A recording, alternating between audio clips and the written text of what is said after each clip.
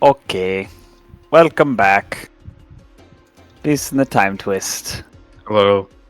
It's time for adventure. I think there'll be some fun, some battle, some drama. We'll see what happens this session. Who wants to recap? Nap seems like a good candidate. Sure.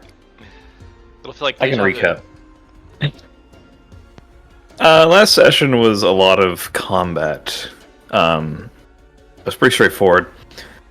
After following a night of sleep, the party had followed the spider off to the Dark Druid camp, where they find a trio of Dark Druids. I don't remember all their names, but the main one, who is the Kinkajou / Panther, is the leader. His name's Luris.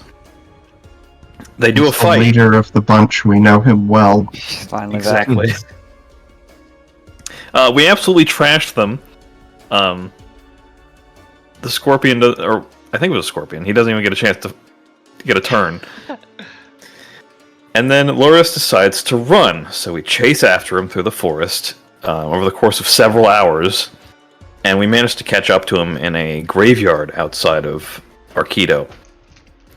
And just as, like, when we catch up to him, Cashmere goes up to him and punches him in the face, and his retaliation is to pull back a shroud of darkness, encasing us all in a muffling, deafening space.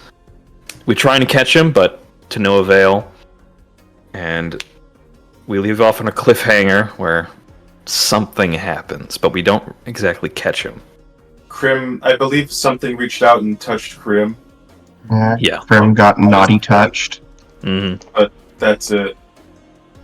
Yeah, and this darkness is so deep that not even the halting flame from Crim's body has been able to shed light. Okay.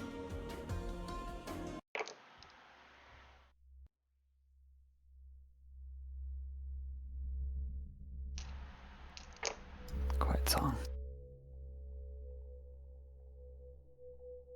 You feel the soil of this cemetery between your toes if you're barefoot, grass blades, stumbling about in the dark. You might bump into some waist-high gravestones here and there.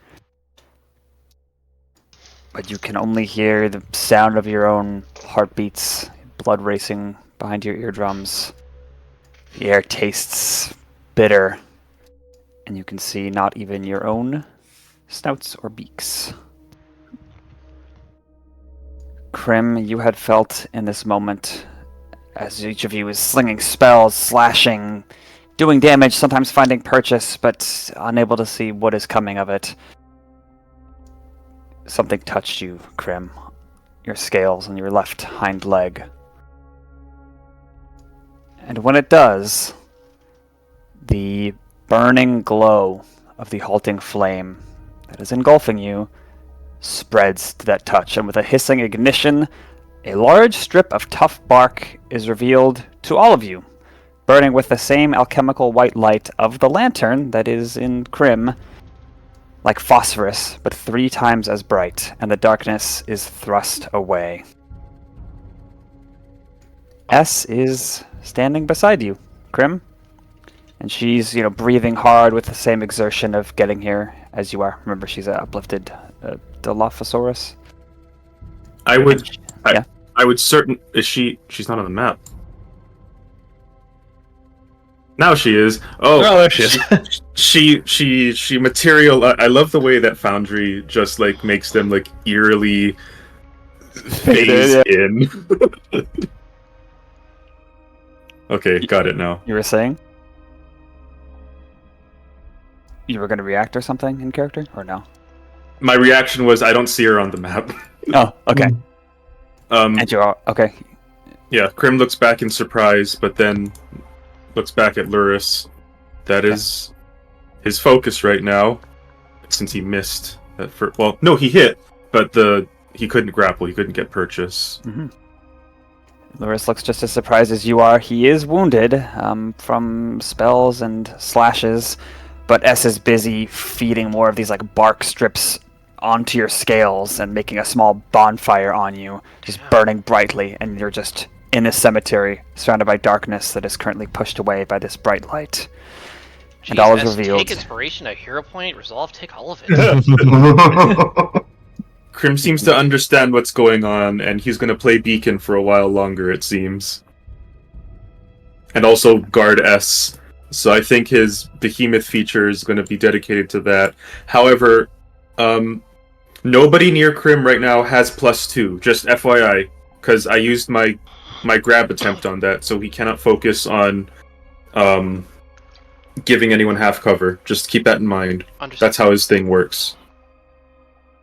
Any clarifications about the map and such before we proceed? This is a graveyard, so there are no trees? Correct, it's been cleared. Okay, understood. I assume these gray things everywhere are headstones. Yeah.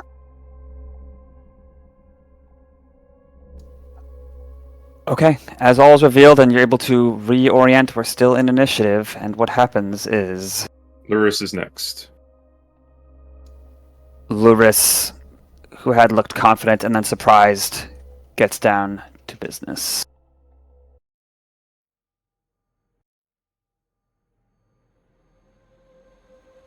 Party versus Luris, the Druid of the Dark. Please make a wisdom save. S, Alex, and Turner as he does a spellcasting gesture and you feel your mind being warped. I am going to cast Resistance on S, allowing her to add a D4 to the saving throw. Oh, This would have thank been you. a great time for me to have taken Mage Slayer. Would have been so funny.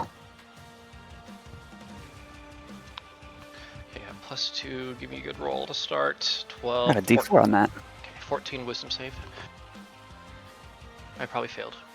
Yes. I got a nat 8, so even S failed with the plus D4. Oh, right, I think it's rounding up when it's not supposed to. That number is... Wow, Nat it's 8? raising that number way higher than it's supposed to. 21. Success. Alright, S and Turner. The way his hands are moving, the way the situation is unfolding is very confusing. You are under the spell Confusion, as per Doctored 5e. Feel free to check that, but basically, can't take reactions, and you roll d10 at the start of your turn and follow the instructions. And you repeat the saving throw at the start of each of your turns.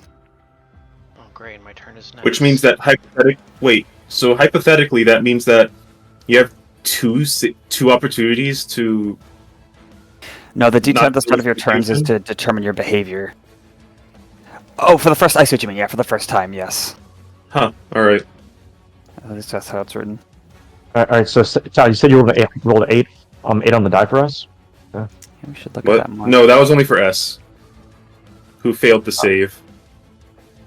Yeah. Yeah. And he rolled 8 for, like, on her die without modifiers, right? Yes. Well, with a d4, a 4 on the resistance as well. Okay, Alright, so in other words, Bugle, you're gonna pop your final one right now, are you? you got my mind. Yeah. Wade looks somewhat reinvigorated, if a bit shocked. I thank you. We need you, please.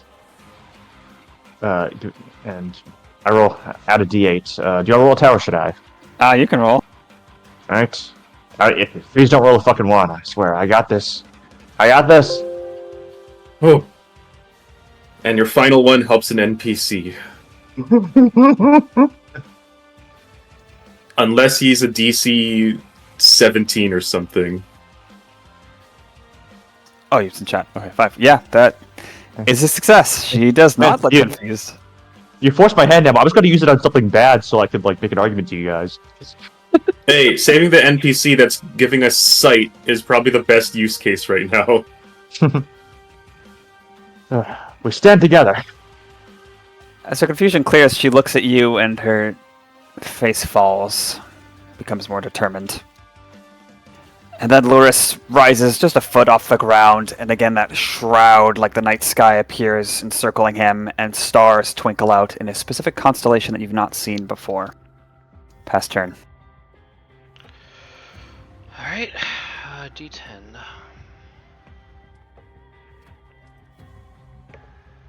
A 9. I am dazed until the start of my next turn. Oh. You can't take reactions, and on your turn, Wait, you choose your action. did you roll a d20 to on your start of your turn as a save? Do I get to do that before the effect takes hold the first time?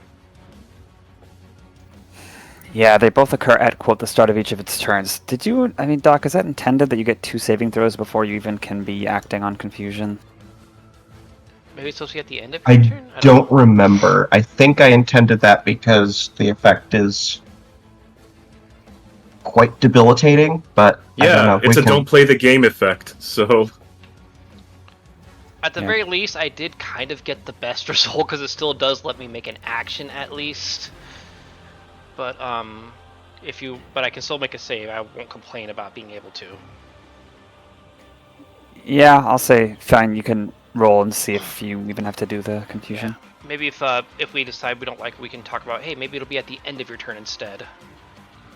So that we at least have one turn where it will be guaranteed to affect you. Anyway, 16. You are not confused. It seems no one is confused. Okay, cool. Yeah, I believe I did that because it's an area of effect shutdown spell. So. Okay. Alright, well then basically just seeing that this guy is definitely going to continue to be a problem.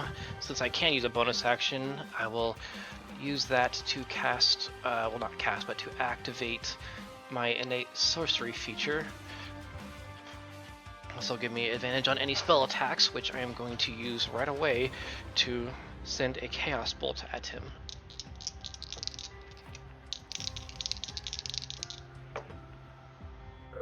Oof. I don't think this is going to hit. Even with advantage, I got an 8 and a 3 on the dice, which is going to become a 15. I'll use my reaction to cast True Strike, which gives me a d4, I believe. Only got a 1, 16. Before you determine if this hits or not, let me check the monster knowledge so I can see if we see his AC on there. AC 16 in Hey. state. No, sorry, that's for Kier. Luris, mid-high AC, which is probably likely more than 16. I don't know, 16's pretty high for right now, but yeah, I can't tell.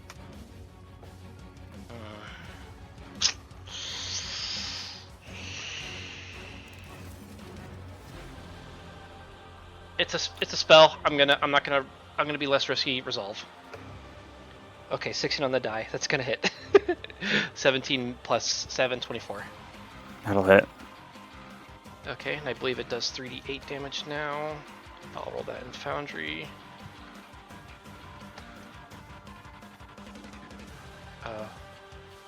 Slash R 3d8. Huh, Foundry is not one to roll dice right now. Okay, I'll just do this manually then.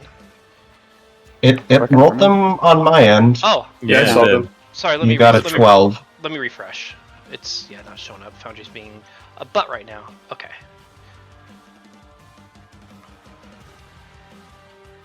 Okay, so 3, 1, and 8. Not the best damage, but is what it is. Let me check the damage type. That's going to be acid, fire, or psychic. We'll go with psychic because fuck this guy. I don't know what that has to do with anything, but psychic normally effective. It's normally effective. Okay. Alright, he'll take 12 psychic damage. Turner will give himself some distance. I'll go behind this tombstone. Pass turn. Okay.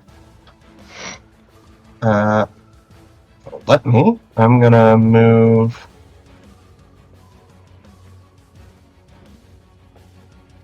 Move over to here, and I'm going to shoot a firebolt at him.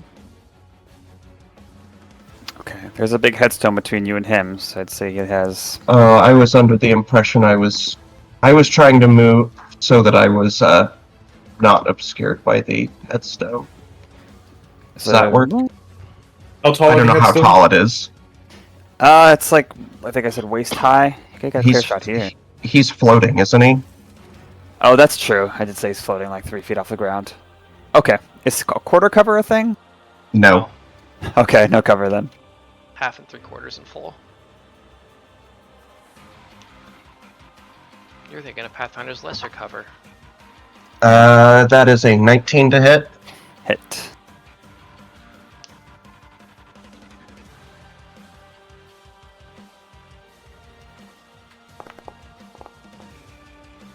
Six fire damage. Damage that constellation shroud. Okay, I will duck behind the headstone and pass turn. My turn. Alright, again, Wade's looking somewhat reinvigorated. If you guys know my character, you probably already know what's coming. Less, you shall exert your will over these people no longer. For as much as these lands have lost, by my dying breath you will not feel that fire tonight. Prepare yourselves, everyone. Yes. 5th level bless. Everybody except Alex. Everyone except Alex. I'm sorry, including us. I think you meant 3rd level bless. Yeah. So I can bless 5 people. Yeah. So again, everyone except Alex. Sorry. Besides that, cast magic stone. Pull back. Pass turn. Nice. And don't forget, everyone. At the start of the day, you all gain 9 temp HP from me. Ooh. I used it during the fight, but maybe not. Oh, wait, like we just now gained 9 temp HP, or? No, that was from. Oh, no. Yeah, I was back. gonna start. No, Oh, sorry, still have Yeah, it, that should have already been in our. Yeah.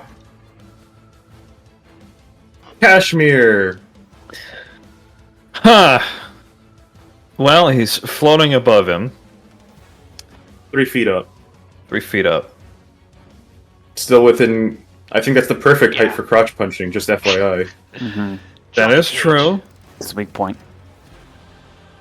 But maybe I want to do the cool thing, and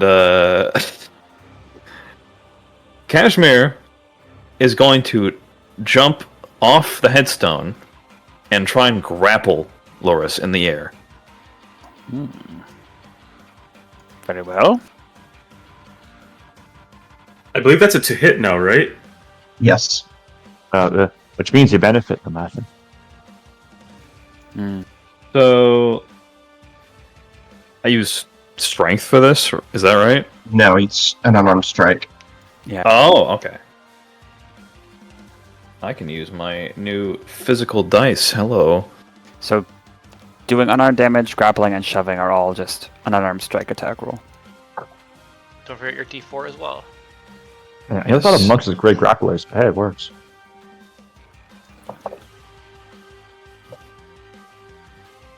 This dice tower sucks.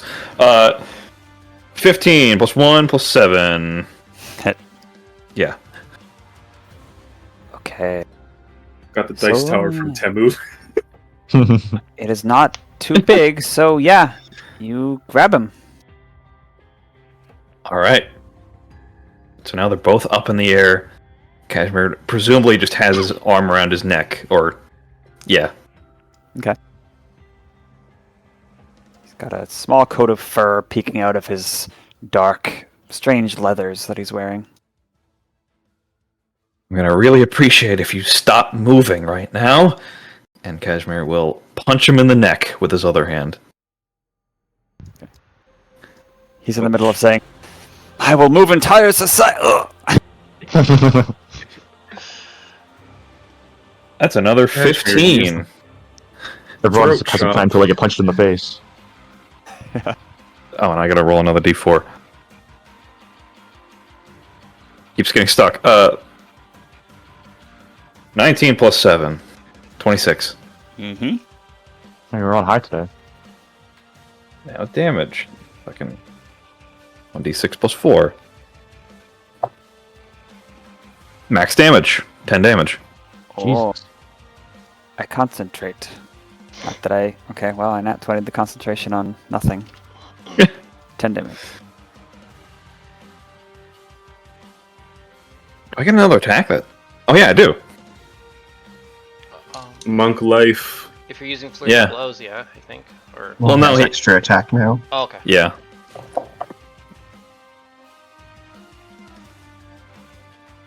That's a 7 plus 7, 14. Nice. Owl? I don't know. But what doesn't You like can have the bad punches while you're in super close proximity. Like he swings his head and you whiff. Or maybe just blocks it. Does grappling not give like advantage or anything? Let me double check here. If you have the grappler feat, it does. Oh, okay. Yeah, he's not restrained, so grappling just brings your movement down. Maybe some other effect, but specifically, yeah. Mostly just inhibits his movement. Okay. Alright. That is Cashmere's turn. All right, that is me then. Seems fairly straightforward, and Crim is kind of in the perfect position for what he wants to do. So, Crim goes for a bite attack. I doubt that's gonna hit.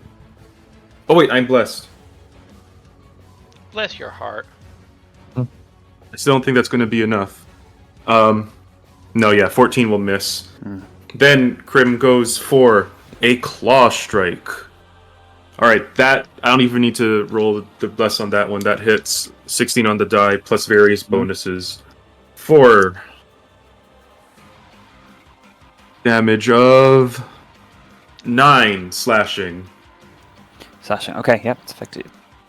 And then with a bonus action, he goes for his second claw swipe. Oh, that's a crit. Alright. Oh no. Unfortunately, it's a crit on the claw swipe, so What's the damage die? D6. That's... Oh, an extra 6 damage, nothing to scoff at. Question, Doc. If I crit and I'm big, does the D4 also get max, or is it just the D6? Just the d6. Understood. Okay. So the damage total for that is 14 slashing damage. Ow. Okay, the constellation has 1 HP. Damn. That is the extent of my turn. With his behemoth feature, Cashmere, S, and anyone else who gets adjacent to him, except for Luris, obviously, will enjoy half cover.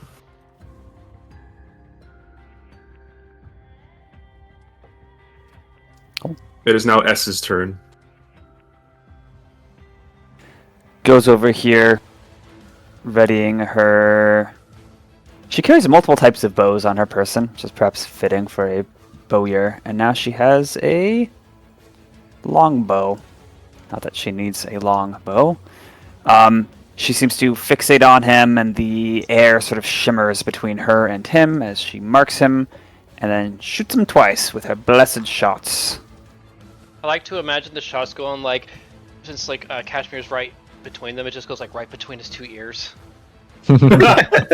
Yeah, thank you, Bless. Wow. Like goalposts. Wow, okay. Yeah, that's some damage. That Bless is doing work as usual. This looks like every time. It's not just once per turn. Okay. Oh, 3 nat 1s on the damage. That's funny. 3, 7, 9, 14, and then Christ. 22, and then 30 piercing damage from her 2 shots. Jesus. God. How much piercing damage? 30? Jeez and chrism. She got a nat 20? No, she just seemed to mark him, and every time she hits her marked target, ooh, ouch. Alright, Bugle, that, you know what, fuck you. Retroactive, get the thing with the resolve thing. Oh yeah, thanks. Oh, I actually rolled an extra die. Such a fair and foul day. Because again, the better I do now, fuck, Well, the worse it's. The consider more I this risk it. like- You have resolved Bugos currently, so you can pass it off to someone who needs it. Yeah. Wink. Oh yeah, no one used resolve yet. I did. Damn it. Oh, Oh, you will do. did? Yeah. There you Can go. I pass it on to Snap? I haven't used it either. Oh shit! Then who?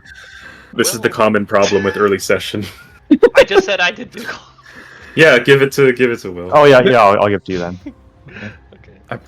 I was looking at the wrong version of our Statblock. It does 9 less damage than I said, but still very Still good. a Still a lot. Yeah, a whole lot. Remind me Pass, next such I use. What's that going? Pass to yourself. pass turn to myself. He stops concentrating on the confusion, not that it is confusing anyone, and instead, again, that silvery beam of moonlight comes down, despite it being daytime, and it's going to be on the squares of Cashmere and Crim, who have to make con saves at the start of their turn. Alright, don't forget Actually, your boss. question about that for the flavor.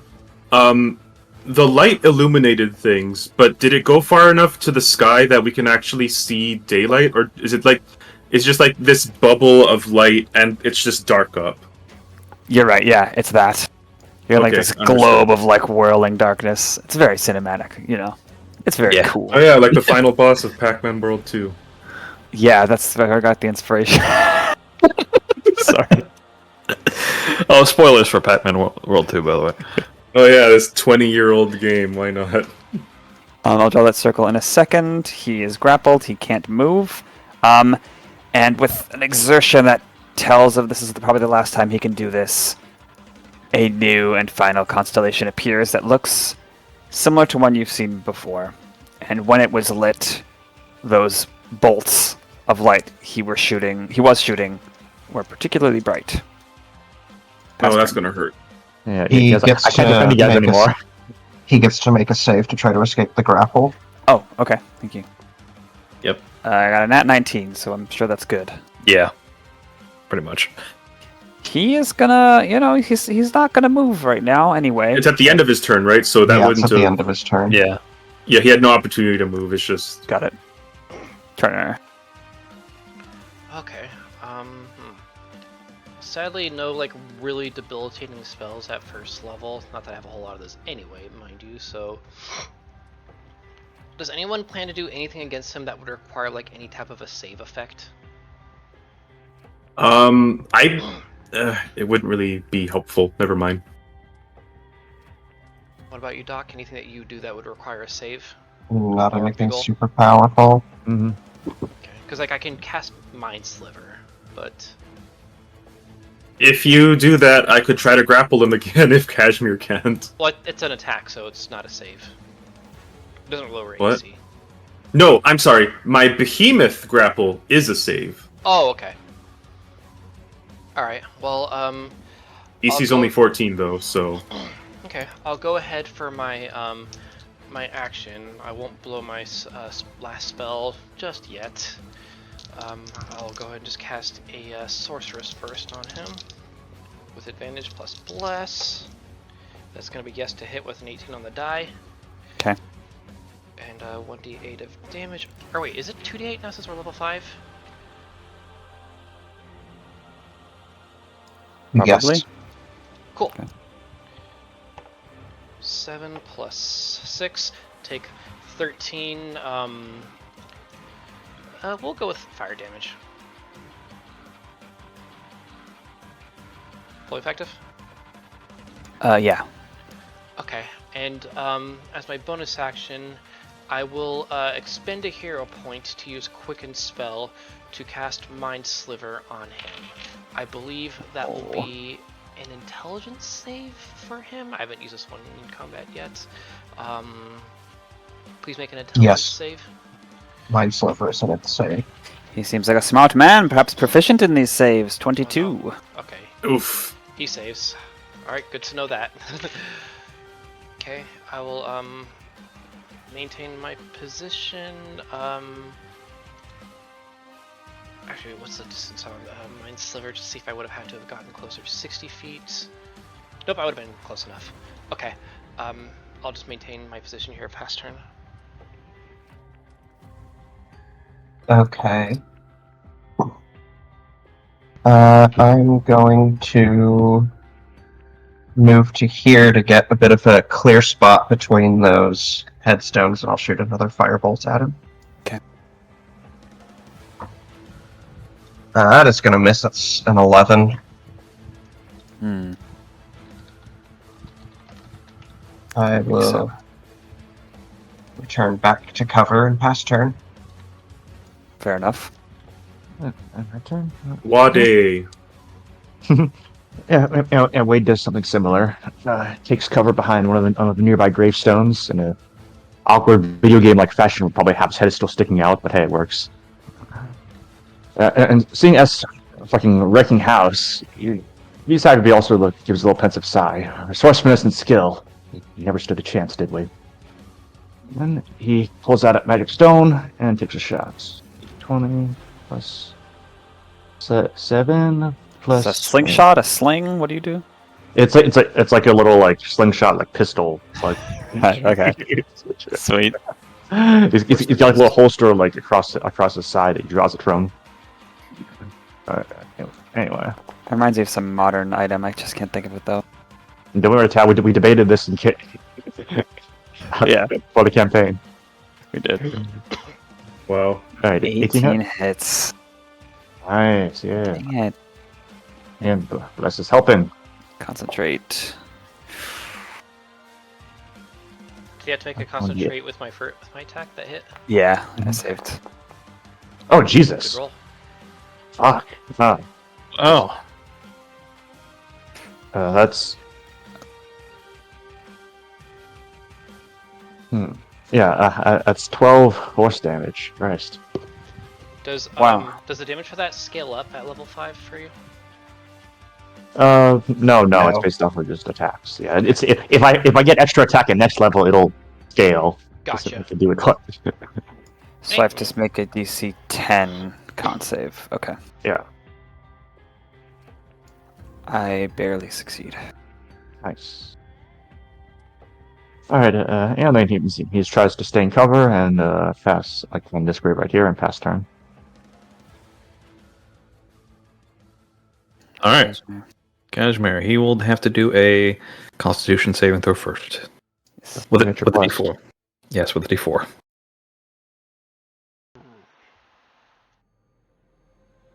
That is a 14. 14 is a failure. This light is a lot more intense than the previous time he cast this spell. Going to take some damage.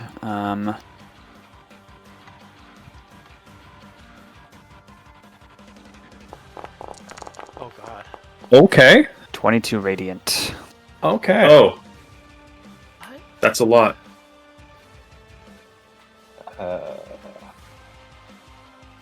Are you alive? Yes, I'm alive. It's 22. Okay. He's very singed. Like Cashmere feels it like hit like a shoulder and like stumbles back. All the exhaustion is finally starting to catch up to him now, as his like clothes is smoldering.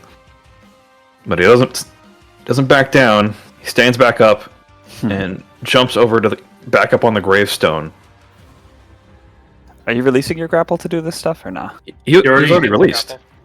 Oh, sorry, right. Yeah, earlier he fell to the ground, and then he was singed by the beam. And now he's jumping back up on the gravestone, and in quick succession, he's going to do 3 attacks. And as he does this, he's going to bounce up, punch, bounce down, springboard himself with his arms, double kick, and then finally jump back up for another punch. That's pretty cool. Doing a spin on the way down.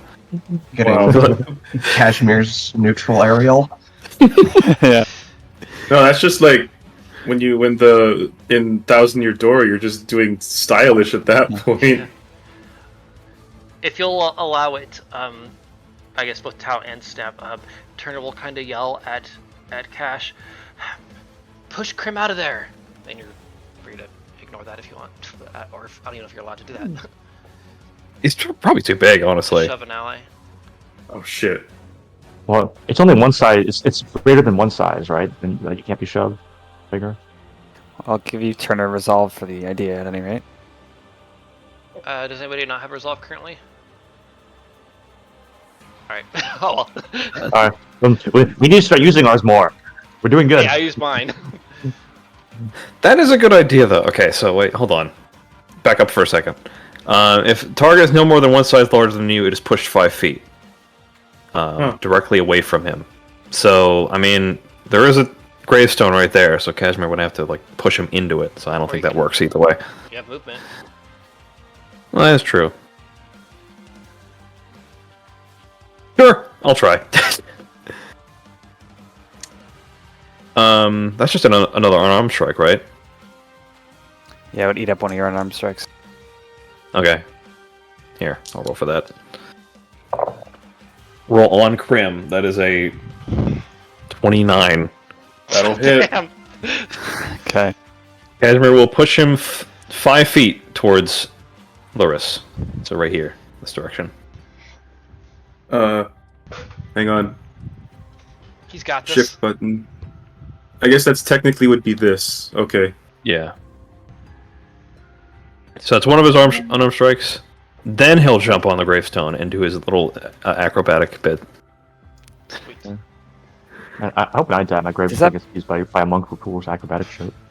You left his threatened range, right? Yes. He got hit first.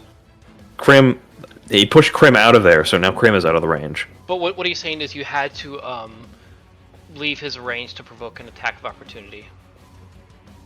Right. Okay. Yeah. He tries to smack you with simple spell focus, actually. Looks like a disc of some kind. Okay, well, he smacks you successfully. Take 3 bludgeoning. Okay. I like the idea of someone's spell focus being like bronze knuckles. He has no reaction now. That's true. But yeah, that's better than Crim taking 5d10 damage. Yeah. That is a... So I should note that a Crim resists radiant. This is like the one damage type where you could tank. But Even you so- gotta make 21? yeah. Hit. Dams. Max damage again, 10 more damage. Fuck. Okay. And now for another hit. Constellation wait. halfway depleted. But wait, there's more. 22, again. I should start concentrating. Okay, yep, hit. 6 more damage. Concentrate successfully. Concentrate successfully. 6 more damage. Okay.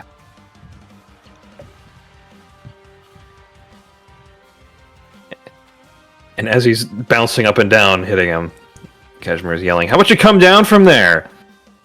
So I can beat you!" And that's his turn.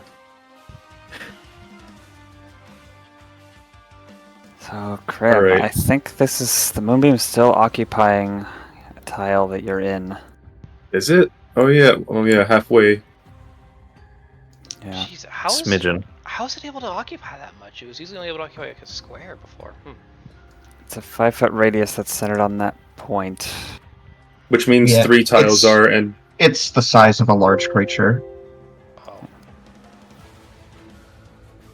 Jeez, this thing got powered up. oh yeah, I gotta do a save. What's the save type? Con. Right? Don't forget to do 4.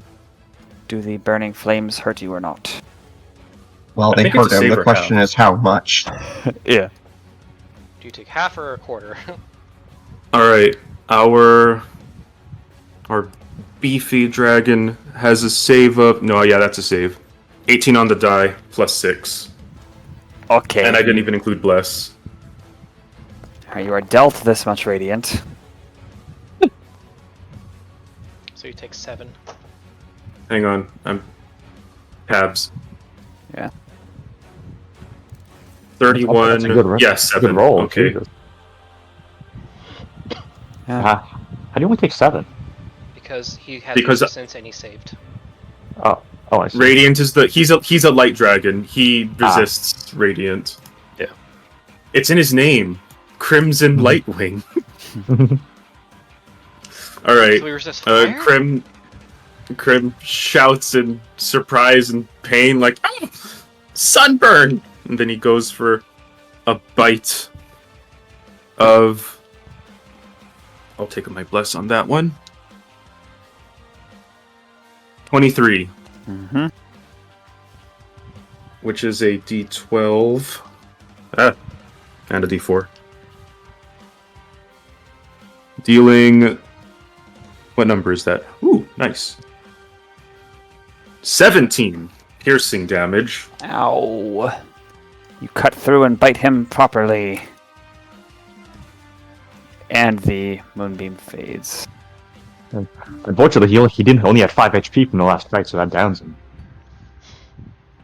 And because nobody's standing next to Crim now... Oh, did he lose his concentration? That helps. As a reminder, it's half, so he failed a DC 10?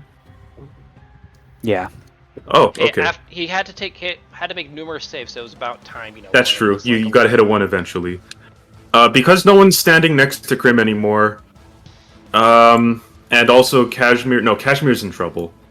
Crim will move near Cashmere, spread his wings to give him half cover, a little bit of extra AC just in case, and then goes for his claw swipes. Oh, and he falls back onto the ground once the constellation's gone. Oh, okay. 16 on the die plus bonuses. Mm-hmm. Dealing... Ooh, this might be max damage. Nope, it's not. 11 slashing damage. He's bloodied. And then bonus action, final slash. My luck was going to run out eventually. Wait, bless. Final slash! 18 hits. 18 hits. Oh, God, I got my hits in. Bugle Bless saved me. Yeah, do my best. Most of my help happens outside of my turn, I'm realizing. 10 slashing. Hey, don't knock it. And that is past turn for me. More shafts. It's cocked. 9 and 26. Okay, that will be 1 hit. That specific sound effect makes me think of the Game Grumps when they're talking about people just getting Doesn't matter that he's like right next. arrows. Doesn't matter that he's right next to someone. Is that disadvantage or is it? Or is it? He's not attacking with range. It's S. Oh, I see. I gotcha. Ow! Then she repositions.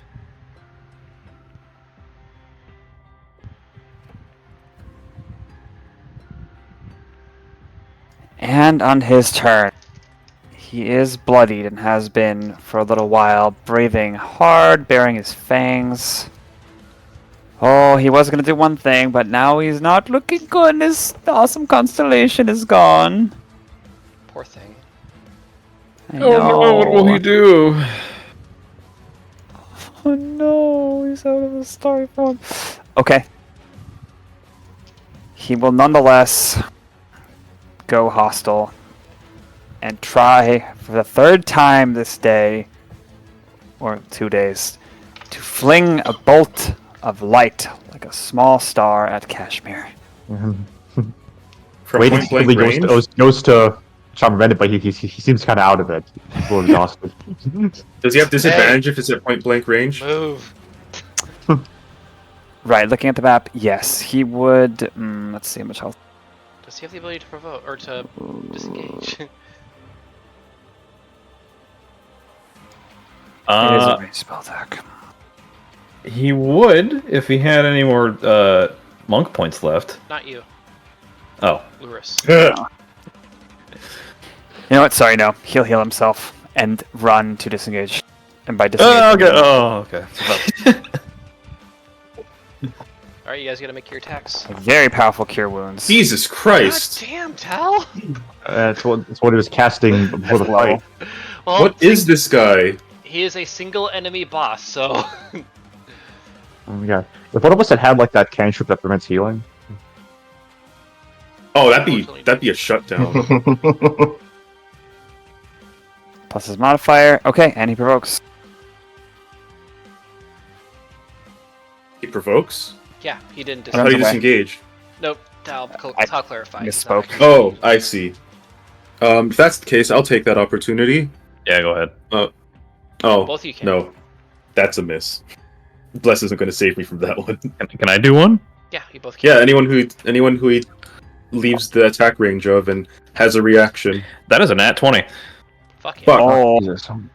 Hey, please do 41 damage.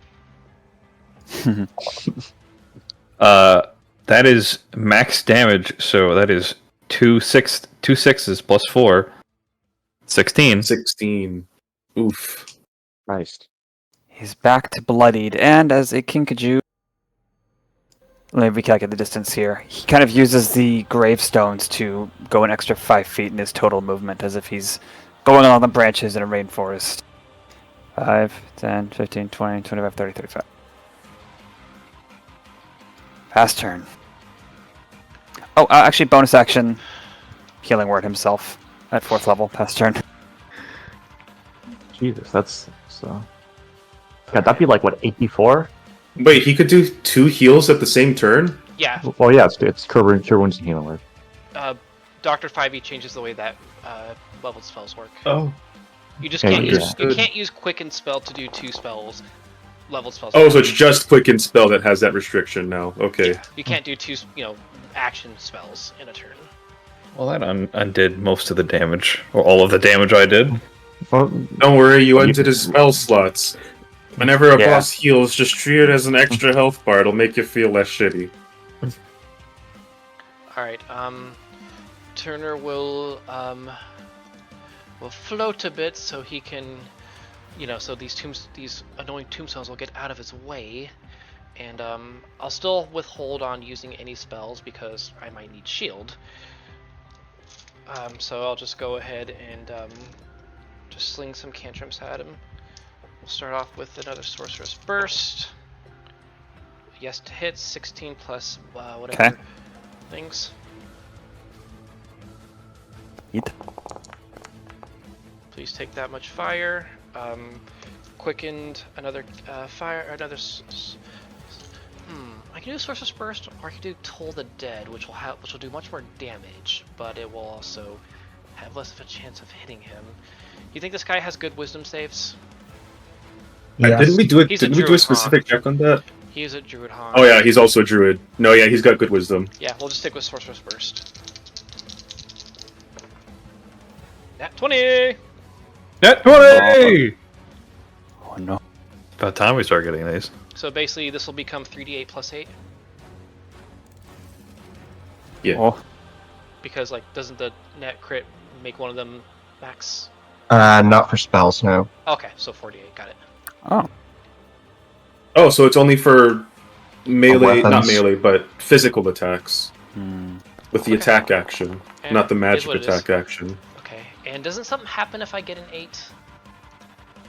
Yes, you roll an extra d8. You rolled 3 Forever. 1s with that. Well, at least I Well, got hey, this extra 8 will make up for it, right? 4, so total 15. He's not yet bloodied from healing all that. Okay, Turner will redescend and just give himself some cover here past turn. Yeah, 2 sorcerer, or I think 1 sorcerer pro left. Thanks. Okay. Alex takes a look at him. Fine. Let's get this over with already. And, Alex's body begins to distort. And I am going to use Wild Shape Ooh. Ooh. and think we've seen turn him do that yet. into a big old toad. Awesome. Hell yeah. And I am going to hop up to this guy and try to hit him with my tongue. That's going to be a grapple, isn't it? That is probably a miss. That's an 11 to hit. Yeah. I will make a second attack. Wait, do you have bless? No, you don't. No. Damn. No, I do not. Alright. So I thought you were making attack rolls. That is going to be a 21 to hit. Mm-hmm. Okay, that is going to be... Let me double check. I think it always has the same damage type. Yeah.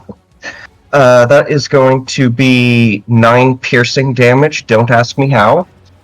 And he is grappled.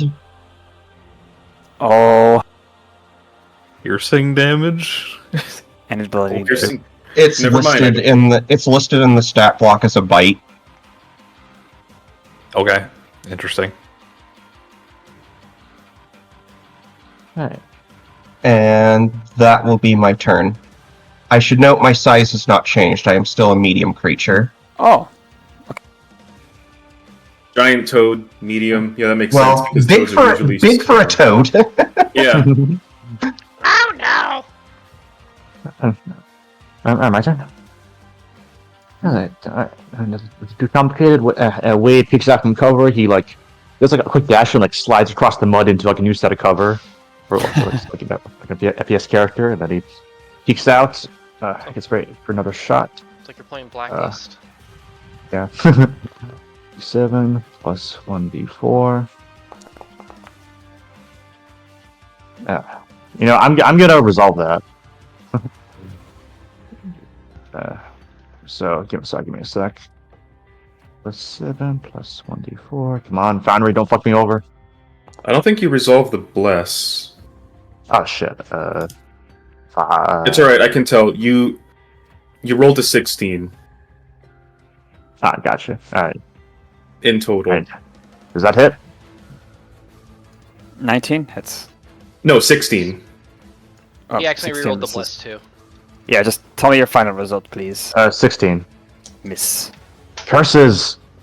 God damn it, Emmett Namo, fuck you, take resolve. I didn't use my resolve. Well, then give it to someone else. That's not permitted per the rules that we established. Oh yeah, It's not allowed! Alright, fair enough. Alright. Yeah, in that case, sorry, there's not much I can do this turn.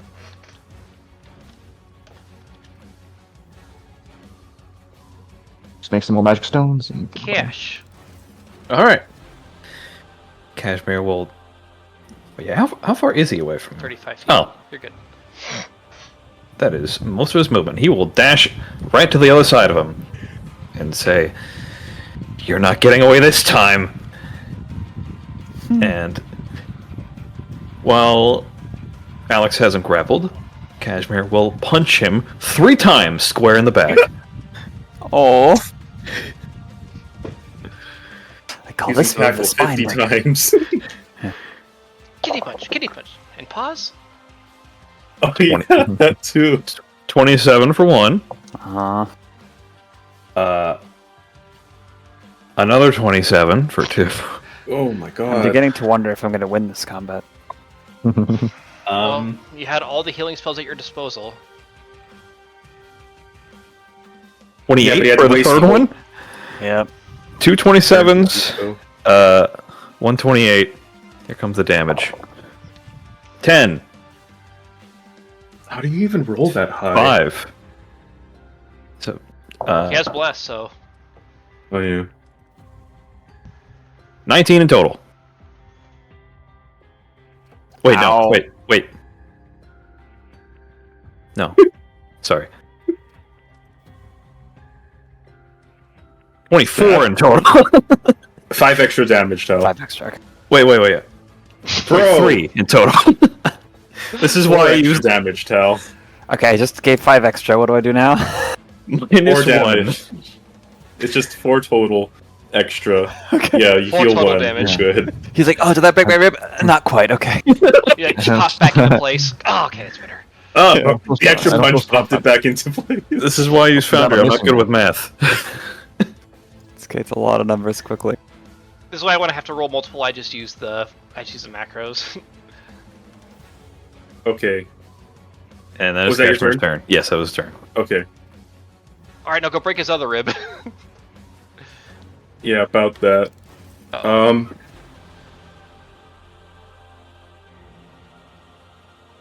Crim awkwardly squeezes. He has the. If it counts as difficult terrain to squeeze in here and go around. I have the movement for that.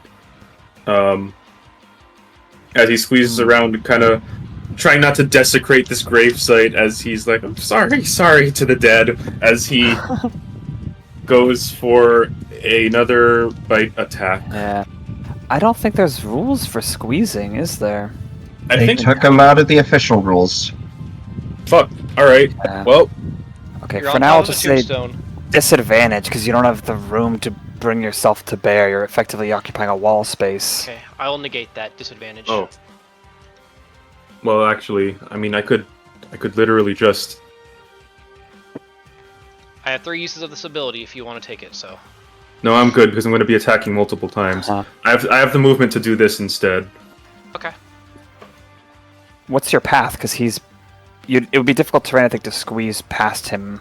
You through can just this hop. corridor. These gravestones are only like 3 feet up, right? You can just hop. That's true.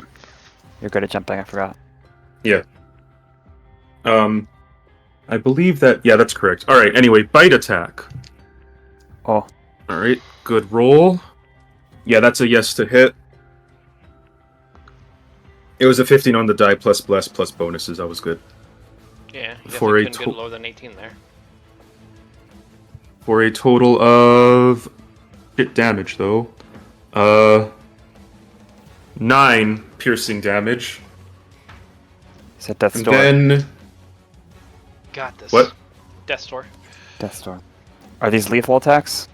these are not lethal attacks. As he goes for a claw swipe. Nat 2. Second claw swipe.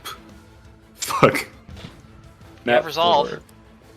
I do have resolve. I don't want S to kill him. I'm using my resolve on this. I want this kill. No, I want this non-lethal clawing to death. Alright, that's better. Yeah, 18. Just hits. Alright, let's see what happens. The damage is... Alright, that's good damage. 10 slashing, non-lethal. His Did HP. he save him? How do you do it? Crim goes for... His bite... He realizes that his bite had way more give than he expected, and he's like, oh, he's actually about to collapse. I don't want to accidentally almost kill someone again. As he goes for like a weak slash, like, oh, maybe a little stronger. And with the final one, it's more like a bear swipe, as he kind of just slams him into the ground decisively. Instead of actually like going for the jugular or anything, it's more like a stun him into submission with that final swipe. You know, it's kind of funny that bringing him to 0 HP saves his life. Send him into submission. You do. His face is ground into the path. His nose kind of upturned, and he finally goes limp.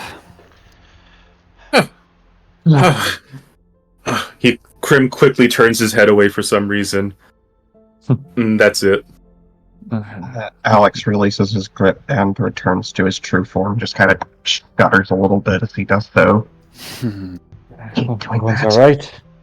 Cashmere drops into a squat, a Slav squat, and like sighs. Could be better, but we got him. Yeah. Finally. We defended this place. Turner's looking down Thank you from for the- atop this tombstone. Apologies. Oh, it's all right. Thank you for the reinforcements. Came in needed time. I believe she was following Yeah. us. And the last of those burning bark things fall off you, Crim, but the darkness does not return. It seems like that radius is slowly widening, the darkness becoming less oppressive. And she says, Did Crim take any damage from that? no. Just asking, just in case. And she says, yeah, I pulled off some teak tree bark on the way. We know they're extremely flammable, and they burn very brightly, if just for a short time. Oh, and it was enough to break through this kind of darkness. That's... Huh. You Source good know, to code. know. you know your home environment quite well. And I know this cemetery like the back of my hand, too. Well, it's a little bit more bleak, but You get used to it. Says the Oh. crow perching on the grave. Yeah. Oh, right. And Crim quickly looks through the bag that's kind of like along his thigh. Hang on. There we go. And just as he pulls it out, he shrinks as the minute passes. And he pulls out a rope. We should probably tie him up.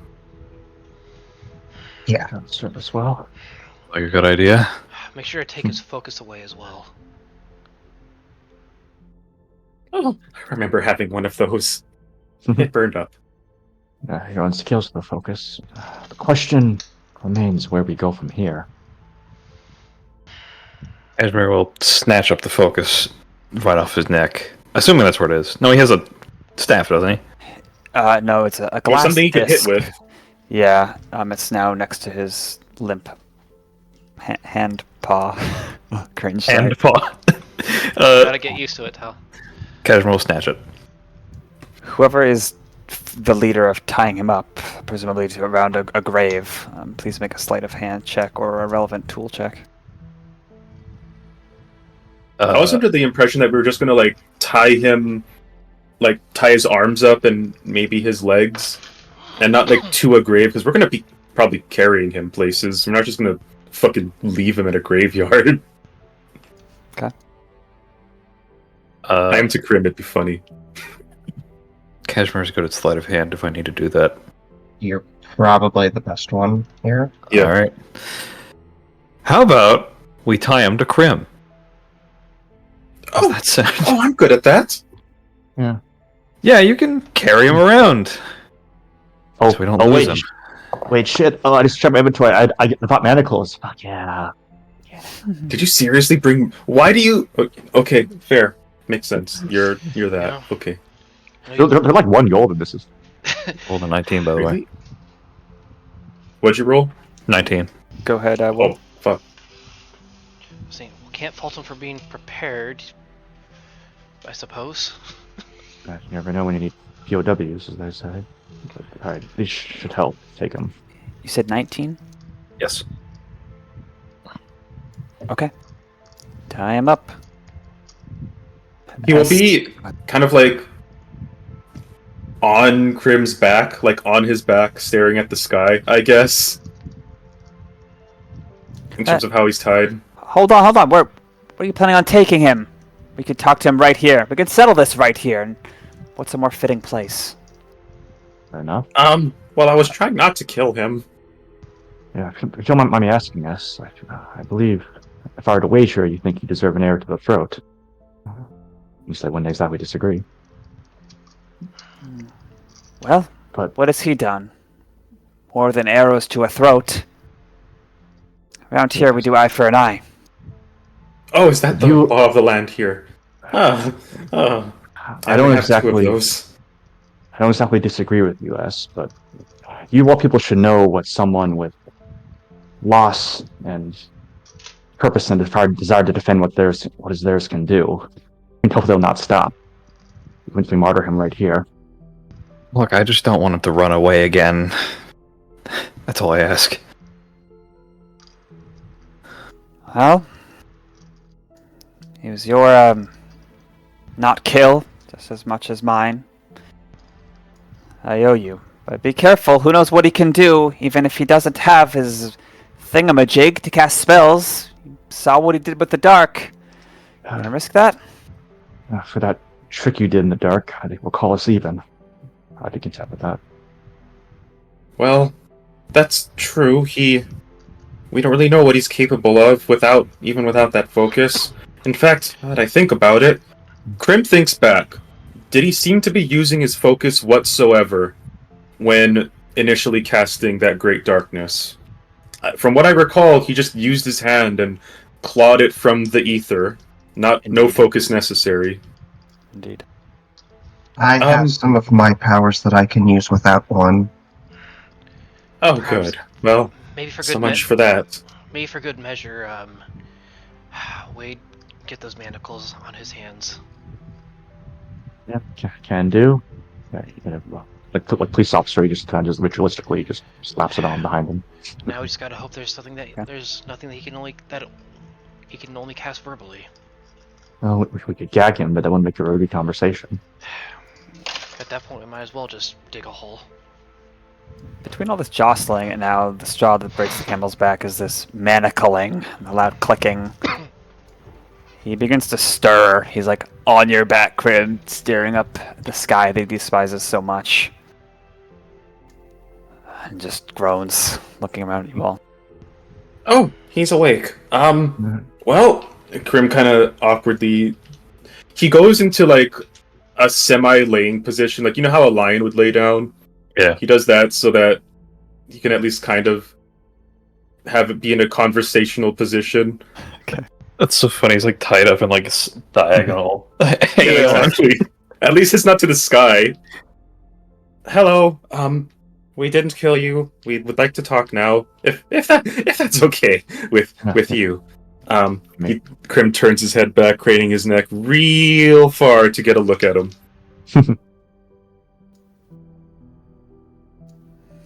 He doesn't say anything. His eyes unfocus. He's thoughtful. Make for short negotiations, but despite what you've done, I still have a desire to work this out, so we can all leave with honor. This world is bereft of honor. There is those who are favored, the majority. People like myself who struggle and strive and still fail. Well, that has a lot to do with your attitude during it. I think you'll find that just having a martyr complex doesn't necessarily get you what you want. Apparently not. If we really, really actually hated you, we would have killed you, but as you can see, we didn't. We told you again and again and again that we were interested in trying to work with you somehow, and you just refused to listen. You are unwilling to compromise. You are unwilling to consider anybody else's wants or needs. I think you should take a step back and assess who's actually the asshole here. Also, I think you killed people. That was pretty bad too. Alex, I'll were you by give you chance... Alex, were we by chance a teacher in a past life? Crim, I'd like you to make an insight check, and Alex, could you please make, you could do a straight up persuasion or intimidation, or you could do like a logic-based, enumerated, I'd say intelligence-based persuasion. Insight check. I'm Give great it at against those. wisdom I couldn't. Oh, can I also add one more thing? Okay. I was gonna have Cashmere. His arms are crossed. He's still got some missing fur on his shoulder, and he winces when he moves his arm a bit. And he like leans down to talk and says, "Now I'm gonna ask you real slow. Where did you get these powers, and from who?" Okay. Is that another persuasion? So, let me resolve their thing first, please, if you Yeah. don't mind. Oh, let me do Crim, one thing. okay. Just kidding.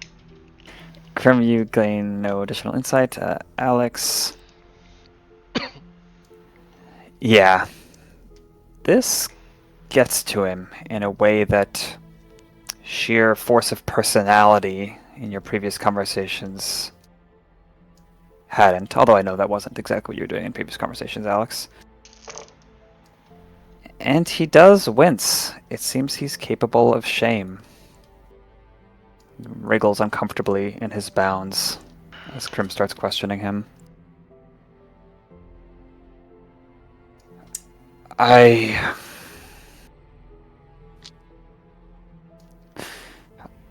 me to think, Rabbit. How about If you were following it. How about a more prudent question? Our friend here, he kind of points to S, says that some of their, so I'm trying to think of like townsfolk. I don't know, whatever they call the people there. Comrades? Some of their townsfolk had gotten lost in the darkness there. What happened to them? I guess I am not allowed to think. Not when lives are at stake. I don't know the fate of every uplifted creature that has gone through the woods, the jungle that I suppose I used to be master of. But many of the creatures and the plant creatures that served us had orders to exact tribute, valuable things as they saw them. If they didn't get them, they would be allowed to give in to their base instincts as they otherwise would without our convincing. There are dinosaurs of various kinds in those woods, and other beasts aplenty, monstrosities, aberrations. Death is no stranger in those woods. So no one left to save.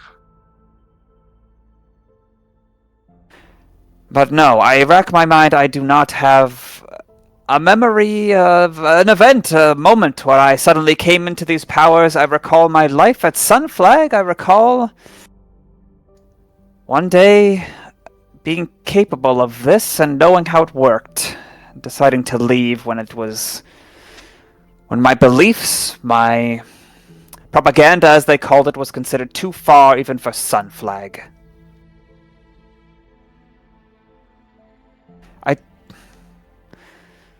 I don't understand where I went wrong. Is it possible that the reason there isn't a purely nocturnal society is because people don't want that? I think I've explained this ad nauseum again and again. Your definition of a purely nocturnal society seems to be one in which daylight simply does not exist. Yes, purely nocturnal. And you will find that there is no such thing as a purely diurnal society either, by that same definition. Oh yeah, because everything will be on fire. Kind of like how my scales felt when you did the thing on me. I got sunburn. Well, moonburn, I guess. It's called moonbeam, right? I remember reading about that. Yeah, it hurt a whole hell of a lot. And if some charismatic goldfinch from Tornor, Karifi, Mamelon, one of these big cities, were to come into the opposite of my abilities and spread daylight, no darkness. And I told you before, maybe people would respond differently, maybe they wouldn't. Doesn't change the fact that it would be a terrible idea and it would ruin everything. Get your head out of this persecution complex already. If you want to know where you went wrong, that's where you went wrong, right there. Nothing is your fault, it's because everybody else doesn't share your vision. As long as that's how you think, you're never going to get anywhere. So this vision, as you see it, a druid, an outsider, fresh perspective, is nothing but selfishness? Oh, there's more than just selfishness, short-sightedness. But that wouldn't be very productive, perhaps. You try to exert your will over into the homes of others. They'll always resist. Become one who knows. All lives need sun and darkness. Too much darkness and the plants die out. Too much sun and everything burns. Anyone who thinks a little hard would reject some charismatic person who wanted to bring nothing but sunlight, turn the moon into a sun. That'd be terrible. You need both. When you think of a nocturnal society, you just want one that operates the way it would at day at night. They'd sleep during the day. They'd have diurnal day guards to keep things safe, and everyone else works at night. Why not? The forest is already dark enough. You can do something like that. Or, surely there are societies that live in caves somewhere. There are. Yeah. I'll let you respond first. So yeah, a lot of people are talking. I want to get some words in. S is like, yep, like just punctuating, letting you guys do the talking. Mm-hmm. He, Back up, girl. there was a time, maybe a few minutes ago, before he was cowed by your logic, Alex, where he would have voiced these counter arguments, like, oh, I would powers on this and that, but now they're just sort of dying on his lips, and he's no longer even meeting your focuses as he's saying this, or as he's being lectured. And what were you going to say, Will? I was going to ask, like, harkening back to previous campaign, would Turner or anyone else here like know anything about like the Griefy depths? Oh, It I is could do a not- history check. Crim's well read. You could do a history check. It is not common knowledge, however. I guess I'll There has to try. be a- You thought of it. You roll. Okay, 16 on the die, so it's gonna probably be a pretty good result. Plus 7, so 23. You're not aware of that, but you are aware of, moles exist. Cave-dwelling creatures exist. Yeah, they avoid direct sunlight, but you also would logic out they're not able to leave those areas if they want to stay in the dark. They probably don't Yeah, have, like, so whole entire for those lacking context, in our last campaign, we found Ganon sealed underneath the capital city. The boss Yeah, wasn't good to actually underneath there, but so yeah, I was gonna go 2 into it if it wasn't relevant. Maybe it's something. It's also worth. It's also. I just realized we could technically, literally have a mole men conspiracy theory in this world. I am the Underminer.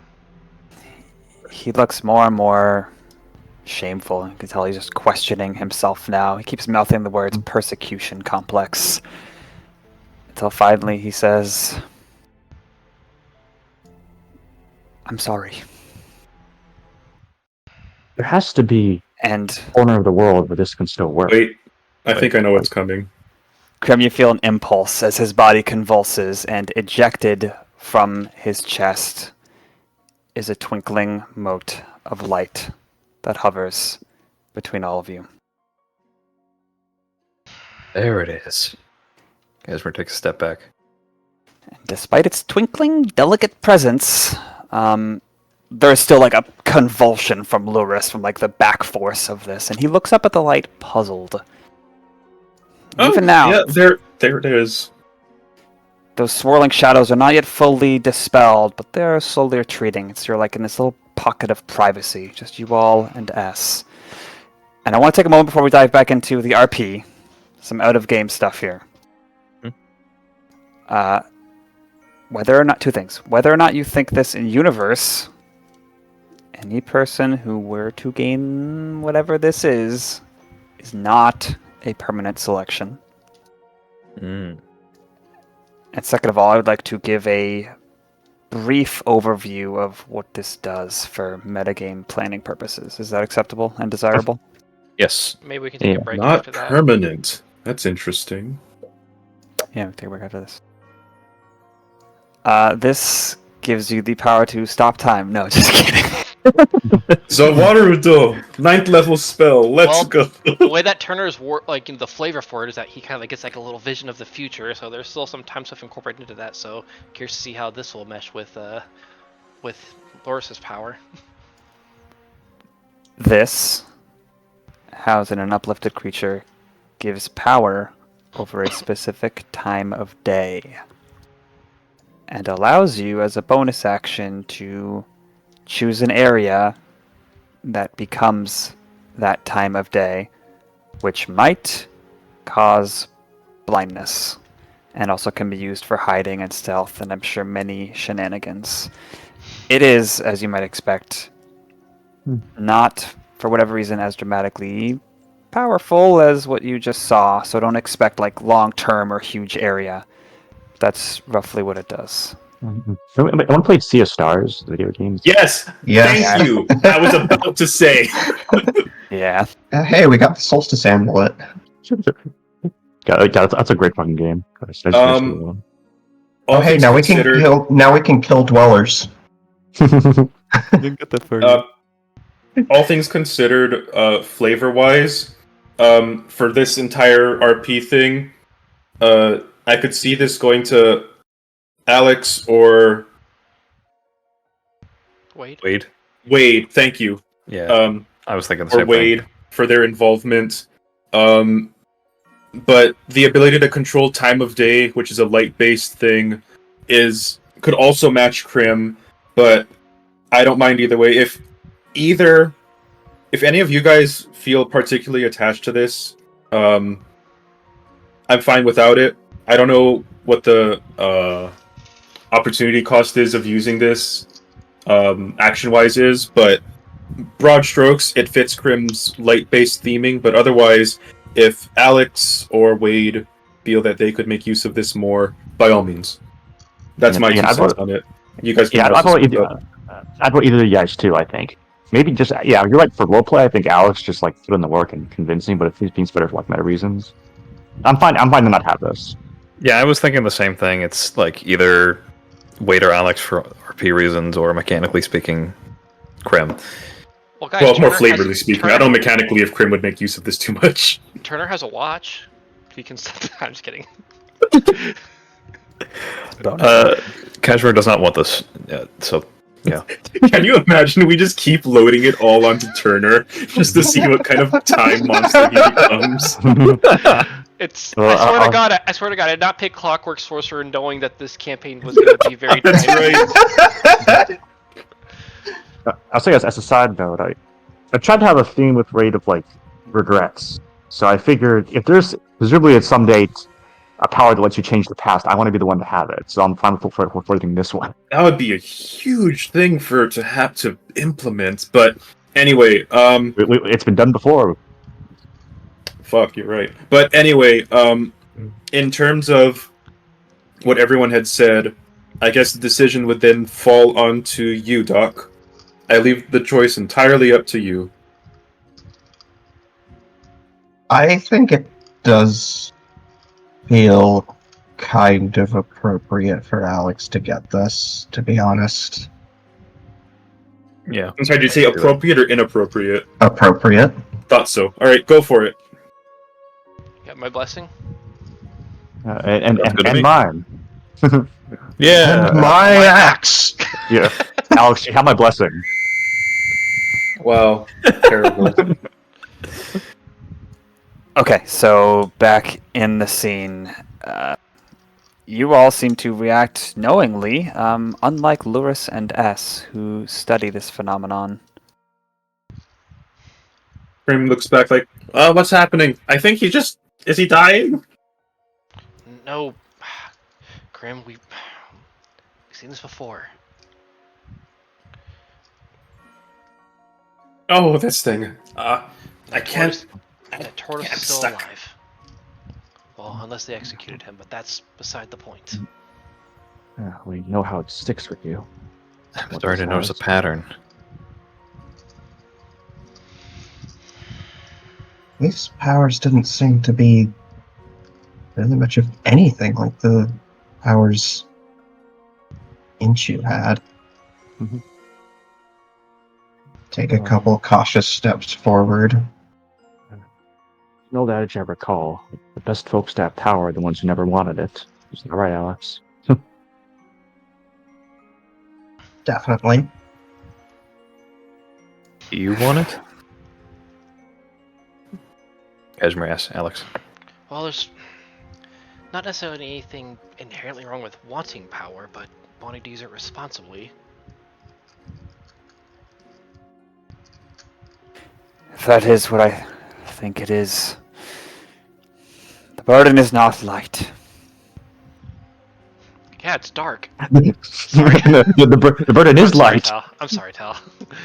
But Oh, I thought that was actually a pun. Never mind. If it is, he's not smiling.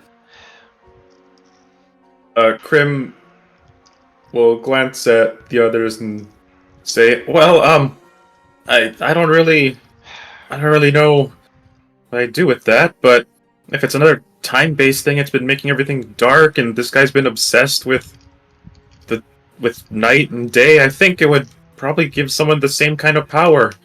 I know I'm someone kind of all about light, but I don't know about messing with the time of day.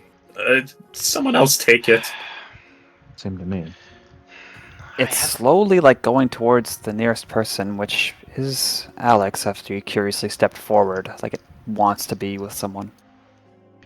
Gonna hit Can't just somebody. leave it out here for any random person to get a hold of it.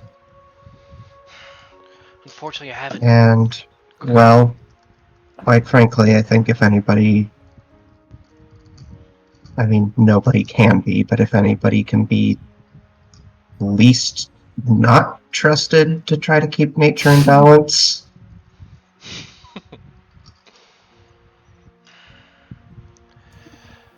And Make good arguments. I take it your summon can't take it. Hilarious. and it approaches you more swiftly, Alex. What do you do? Stretch out a hand towards it. The light is gone, swept up through your moist skin, your arm, all the way through you. And you feel a new awareness. Like light, day, night.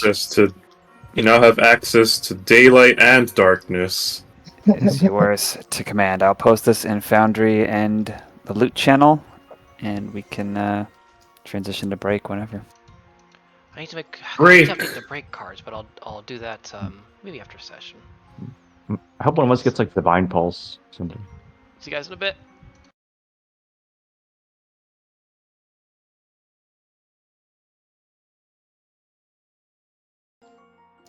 Okay, welcome back. I got like a guava flavored lozenge or something. It's pretty good. Lava flavor. Oh, bubbles! Hey. Bubbles. I got a bunch of those for the kids back in the day, teaching them. Okay, with the Ring of Shadows slowly shooking away, back to the shadows, and Alex having absorbed this power, you see him considering what he can do. Everyone's staring at him expectantly. How do you feel, Alex? Any different? Kind of slightly aware of how this all works. I think that I'm in control of this. Now that I'm in control of this, the effect over the forest should be gone now. Oh, you seem your usual sunny self. Alex blinks. From S. Unfortunately, I wasn't able to do too much field practice with my own. In fact, only quite recently I even experimented, so I don't have much to give you in the way of advice. Oh, by the way, sir, he turns his head back. About your allies, I think I heard Wade healing them, so they might be on their way to, see this. Yeah. They're not really a threat anymore, since can't do the thing, but, he awkwardly looks at the others. Yeah, S, you were following us. Did they seem alright? I tried. I was right behind you all. Dunno. I've never seen them around here. Maybe they don't even know how to get here. He looks at... what's his name? Loris. He's shaking his head. I don't know. Oh, I've been here before. Maybe they have not. No, I hope they're alright. Well, they know this forest. They should be able to find their way around. Here. And Cashmere slips out a dagger and goes to cut the rope. Ah, wait!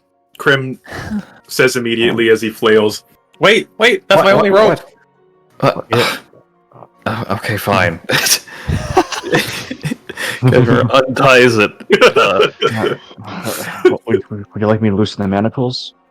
I don't think it's a threat anymore. Fair enough.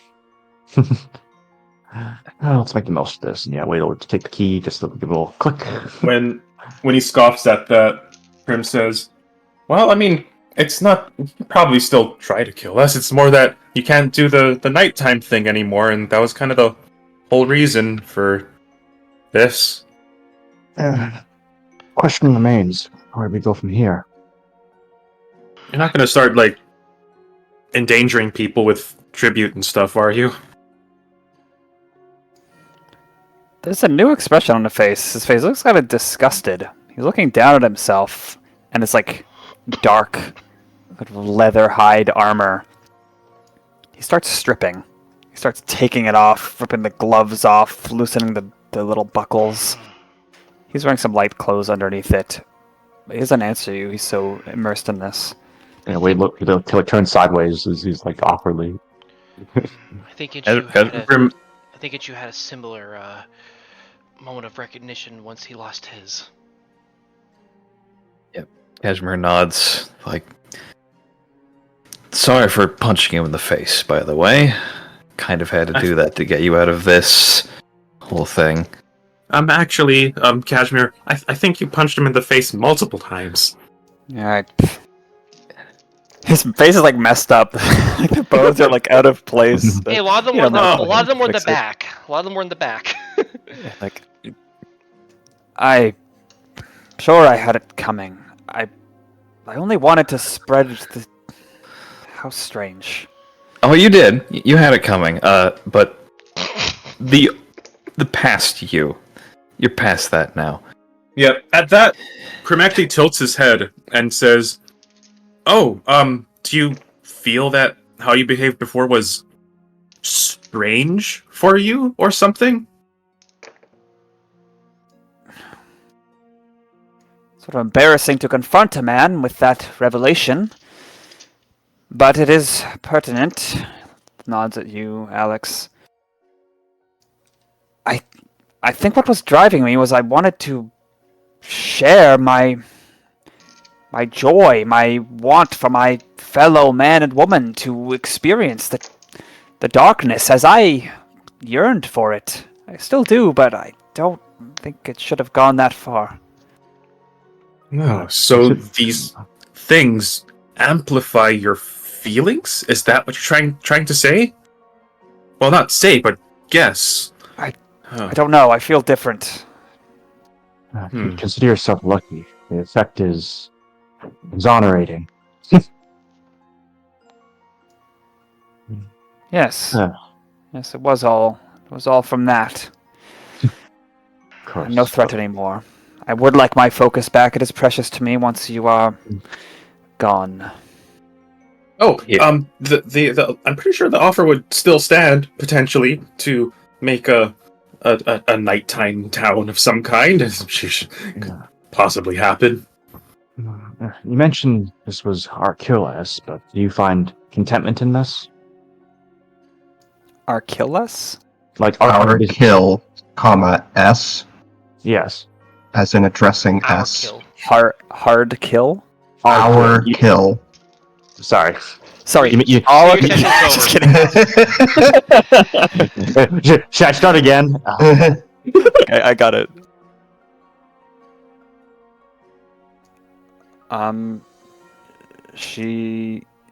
Were you going somewhere with that? You mentioned Yeah. this is Archelaus. Yeah, asking like, do you find contentment in this? Like Oh. I have other things that need resolution. This one seems like it's a problem solved. If you want to work with him to try and broker some sort of new society and spend the next few moons of your lives in these jungles where you frankly don't fit in, you're welcome to. She has a point. Their companions are going to be okay getting back here, right? There's like a shock, like, oh crap, on her face. Probably I get should. them. Why don't we make our way back? She sort of looks at you, Wade, and says, they'll be fine, actually. They can wait. They're at least as good woodsmen as I am. If you're sure, it would be nice to take a rest in town. I've used a lot of my resources on this. Same here. Hey. And here, Cashmere hands the thing to. My mind is blanking. Loris. Loris. But as he goes to reach for it, Cashmere jerks it back for a second and says, "That moonbeam really hurt, by the way. Don't make a habit of that." What time is it? It is. Will interrupts and says, "Nighttime." Actually, no, it was morning when you first. It's probably, yeah, it's still quite early morning. Oh, but it took a few hours. Don't be late morning. Let's say it's almost lunch. He stares at you tiredly. His face messed up. His spine's compensating for pain. Yes. Well, you should take this pretentious armor. How's that? You gift it to us? Yes, if you give me the focus and leave me to contemplate my transgressions. Sure. He hands him the focus. Okay, roll for initiative. Yes, no he cast like an eighth of what he was spell on himself. He's back to full. Make a con save. The music changes. Okay, yeah. He with his toes flicks the armor at your feet, Cashmere, and snatches the focus and starts limping back a little, but not immediately leaving. Yes, I intend on returning someday, but for now we'll see where the road takes us. We'll need 10 minutes to identify this. It's a standard procedure. That's 11 minutes, but... Oh yeah, sorry. Oh, shall we get some rest?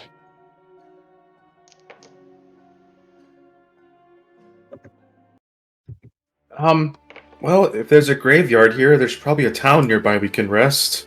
We know for a fact there's a town nearby. We've been there. Mm-hmm. Oh, did we really go all the way that far back? I didn't actually notice. Yeah. I lost my sense of direction and all that, well, darkness. Okay. S nods, but says to you all,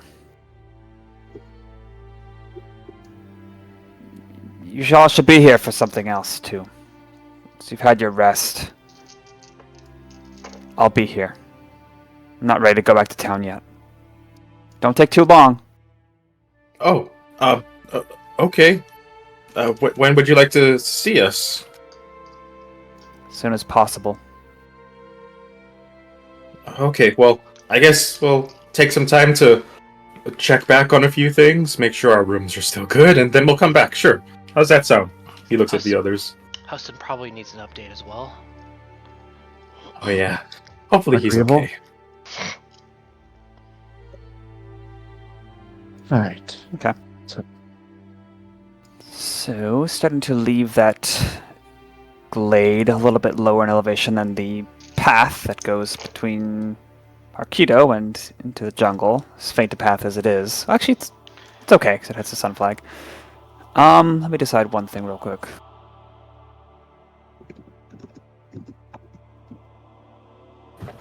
Yeah. Yeah, okay. You are able to go back, and it's like a 4 or 5 minute walk before you're able to actually reach Arquido, those primitive huts, although there's some more advanced technology than smoke of a smithy, and there's some looms, things for production of so many raw materials that this jungle bountifully offers. There's instantly a fairly small crowd around you asking what happened to the others, where's S, where's Sojay, where's ba. I think Turner's just realizing as they get there just how close it had gotten before before that guy got to the town. As Brett said, there aren't many flights where you could take a leisurely walk back to a warm bed.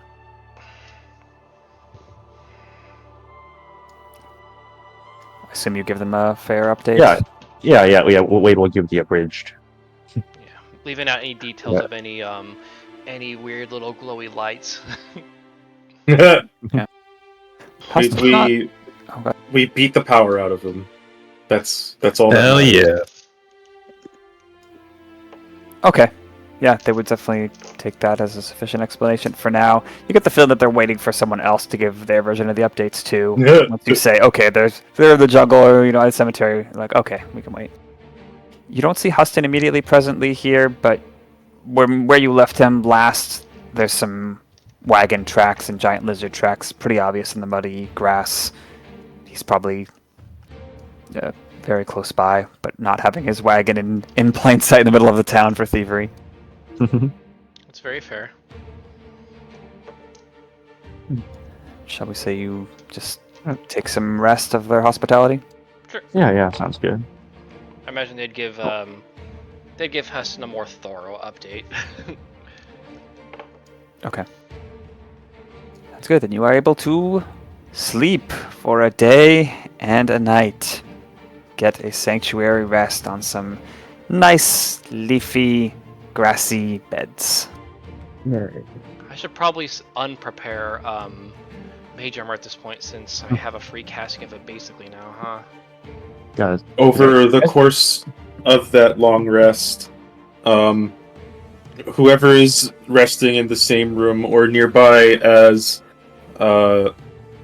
Crim will hear him hacking and coughing and gagging, and eventually he will exit the room and say, "Okay, lantern's back. Here's the oil." Oh, I was planning to ask for that back, considering, well, apparently my old people had made this, though I don't really want to touch it right now. Okay, well, either way, I am having fresh, leafy, unoiled greens for the next week. if I recall, that lantern's a rental, isn't it? Yeah, it's a rental. Yeah. Turner's just gonna Don't kind think of they'll like, be needed, though. how heavy is this thing? Is it big? Is it way too much for a mage hand?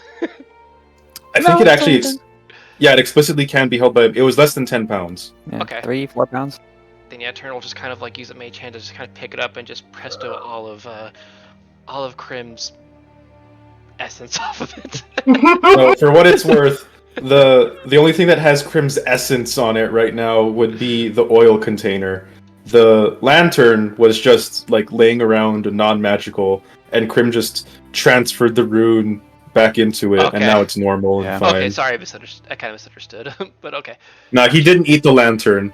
As funny as that would be, he did not eat the lantern. He was just hanging on to it. Eats its magic in this sort of ethereal, ephemeral way. Yeah. He is now one rune short. For this long rest, if anyone tries to find Cashmere, he is not around. As usual. Oh. Should we reveal the 30 post text roleplay we have, Snap? From this scene? No. Not right now. Not right now. There's probably a lot of otters in it. Well, He's got 30 a pages, game, though. man. 30 pages. That is a lot of room for otters, yeah. Hey, giving up already?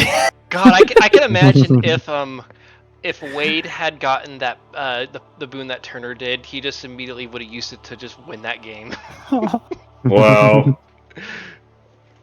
and he still would have lost somehow. Yep. Well, trust me, I understood. Oh, sorry, not Wade. Cashmere is what I meant to say. Oh,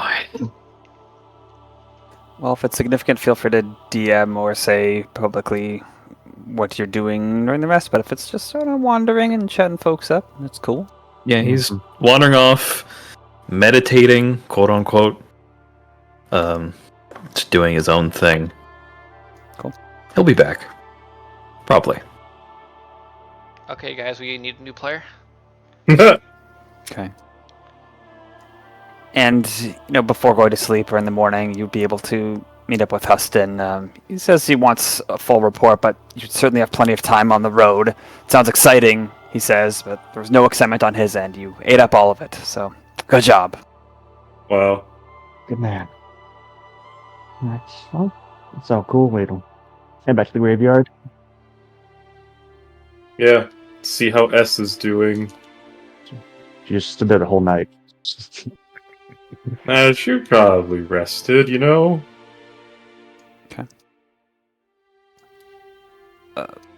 would it be reasonable to say that maybe Cashmere wanders in during this scene at the graveyard, not being able to find people? Oh Oh yeah, yeah. He like, as they're heading out, he just like trails behind with like just like a casual like, oh hey guys. Yeah. Hi, part timer. I love that. We need to put a bell on you. Hey, I'm gonna keep coming back. Don't worry about it. Oh, bell sounds nice. Yeah, as nice as that sounds, I like to be stealthy when I can. Oh, case not of for trouble. you. Oh, Well, I suppose it would. I don't know if you're doing that to get in character or not. I don't think I want to know. you can have Oh god, you're right. Didn't even notice that. you can have as many bells as you want, Crim. There's an uplifted pterosaur that lives in the village who happens like a kid who's eavesdrops this as he walks by and gives like a thumbs up with his wing hand. Crim. Also, I forgot to mention you would have been able to identify that armor, probably Turner. Oh yeah. Yeah. Yeah, he would have done it. He likes There you go. magic-y stuff. Am I the only one here who wears armor? I do. Oh, gotcha.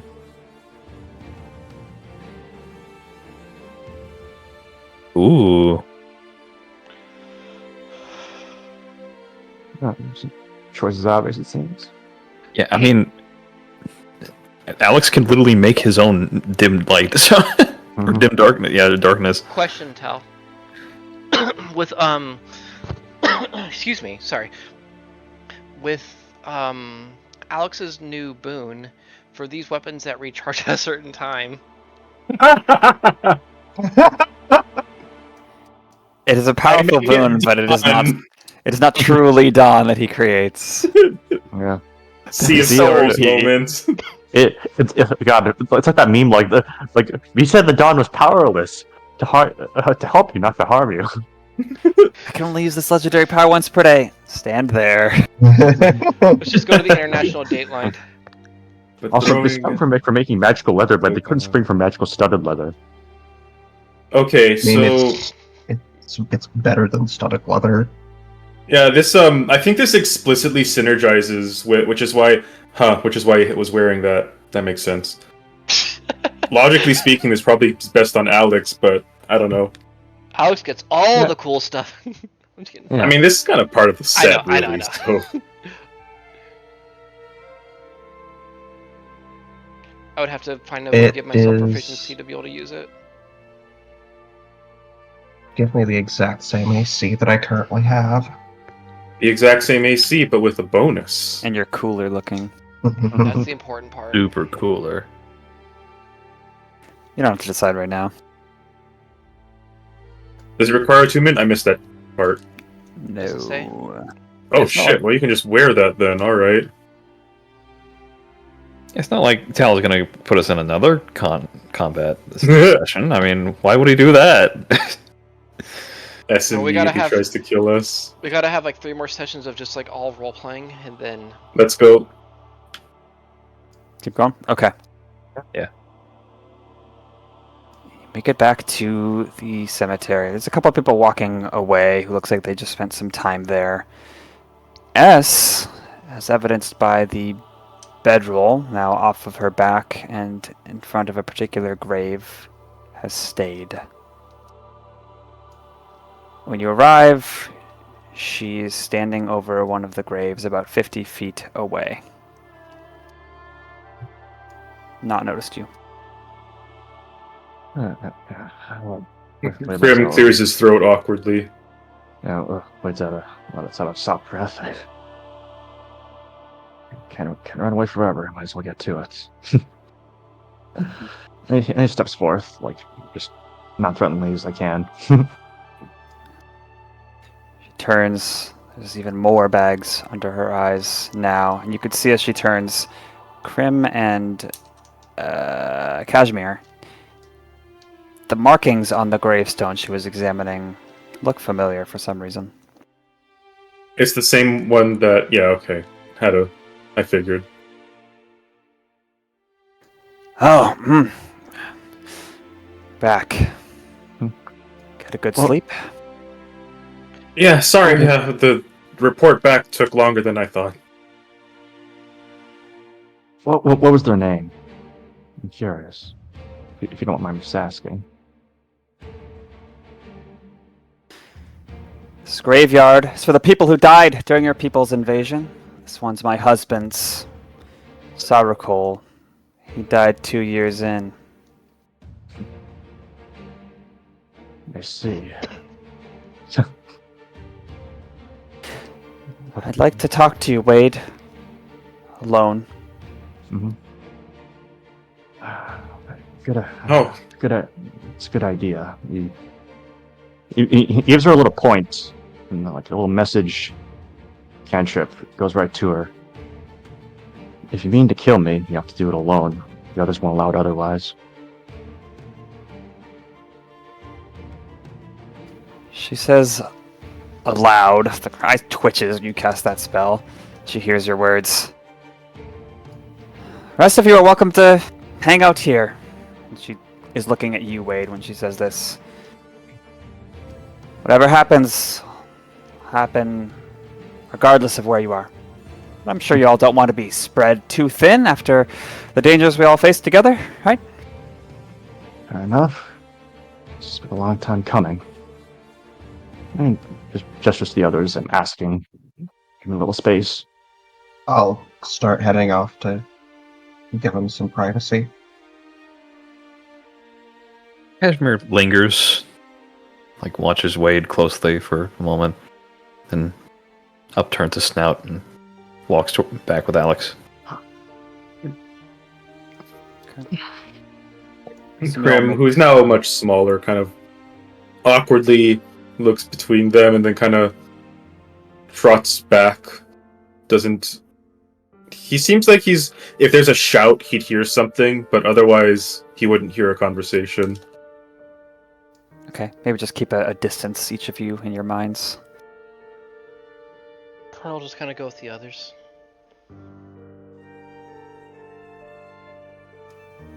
Okay. It's like a mask has dropped to some degree once it's just you two, Wade. He was looking for medicinal herbs for us when he walked into a trap 2 years ago. A magical glyph. I now know, set under your orders. 1/4 mile that way.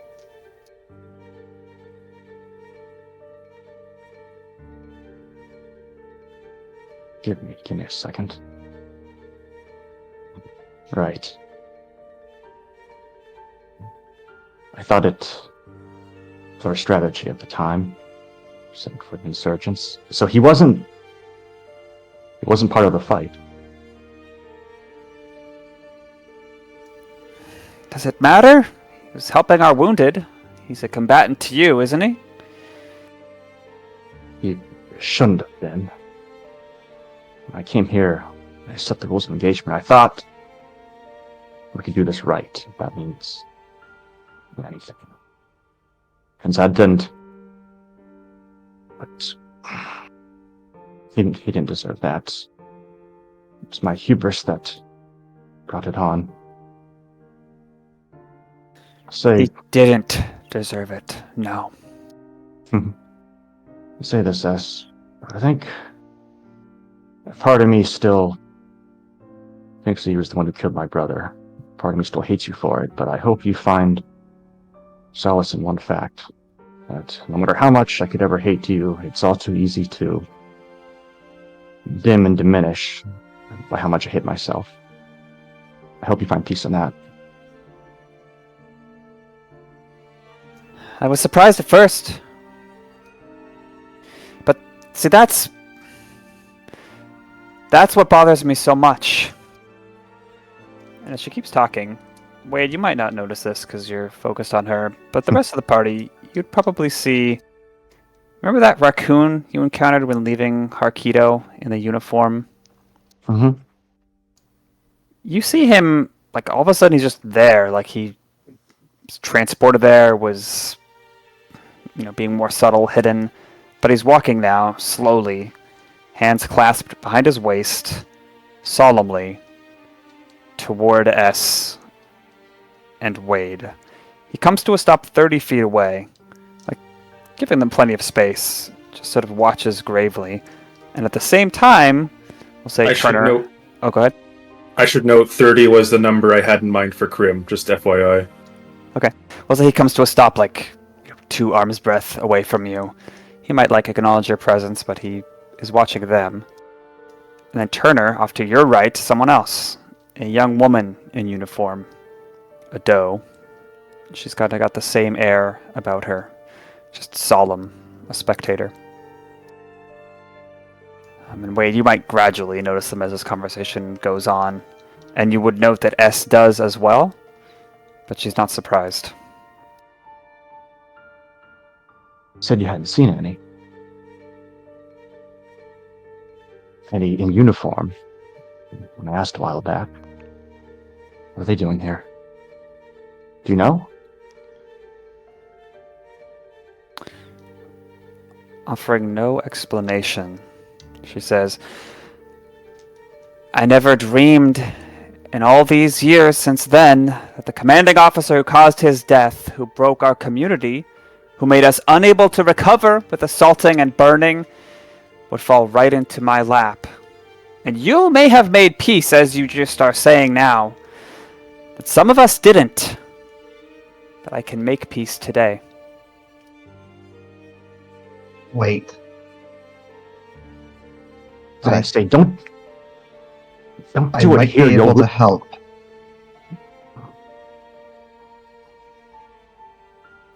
She glowers over at you, Alex, clearly not wanting you to be part of this.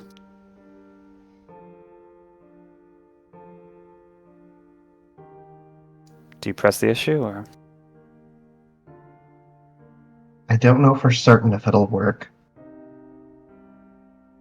But I might be able to help you with your crops. With our crops? With our crops? You can't feed the people who had to go hungry for the last 10 years, 5 years, whatever it was. It feels like an eternity to me. And now, Wade, now is the time you show emotion? To not have them part of it? I don't want to be part of this at all. I told you, don't do this here. This isn't their fight. If you want me, you have me, but don't drag them into this. They'll defend me, and you know what happens after that. What happens after it's done? After I have peace? This is what's the most infuriating thing. This is what upsets you, getting them involved. I killed your brother. I shot him. And he died confused and in agony. Can't you feel angry about that?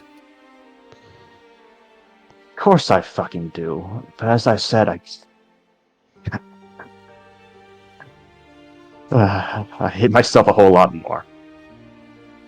You didn't know, I wasn't just some lowly lieutenant there. Family connections and the career I'd had, I commanded the entire occupation. I could have stopped it a weekend. Month. My spent cost fallacy, price in my career I knew I'd pay was too much, or so I thought. I could have saved him, but I didn't. So yes. Would it make it easier if I called you the cold-hearted bitch that killed my brother? Because I can. If you want this to be easier for you. I could say it with vitriol if you want me to. Yes. Show me your hatred for once. At that, Crim steps forward. Are you asking to die? You're met with a similar glower. And as an answer, a very practiced quick draw, she unlatches something, and a crossbow is in her hands, even though it's trembling like crazy. Cashmere will speak up here and say she doesn't want to die. She wants to be validated. Through all that suffering, just for this. But what can he do? I mean, it happened. Things happen. Yeah. The author of all our suffering, standing here, and he's made peace. You think I've made peace? I doubt that'll happen till the day I die. It's gonna be very quite soon. But I don't think he's found peace. I think the fact that he's standing here and might let this happen speaks for itself there. But I may not have seen much of the world. Not yet, at least. But I've read a lot.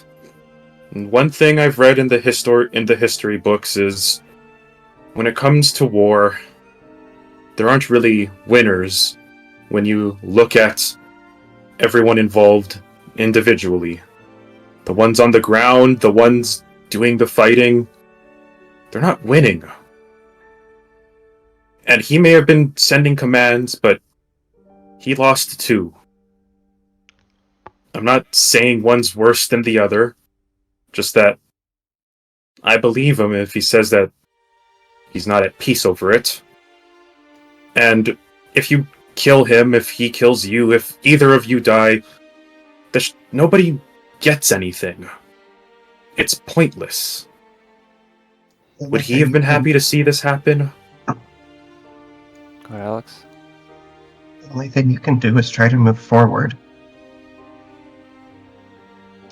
And I can tell by looking at you that that's not easy, and that it's easy to say move forward, but what do you think killing Wade would accomplish?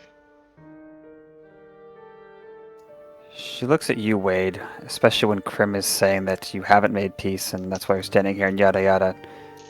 Does it seem like Crim is right? see, he has this long white stare. The shiver kind of like runs up his spine. You can see it coming up from his tail. He's kind of like fidgeting, but like stiff as a rod.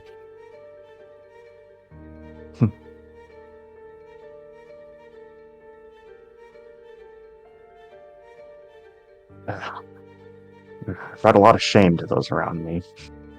To my men, my family, the name that served Creepy so well in the past.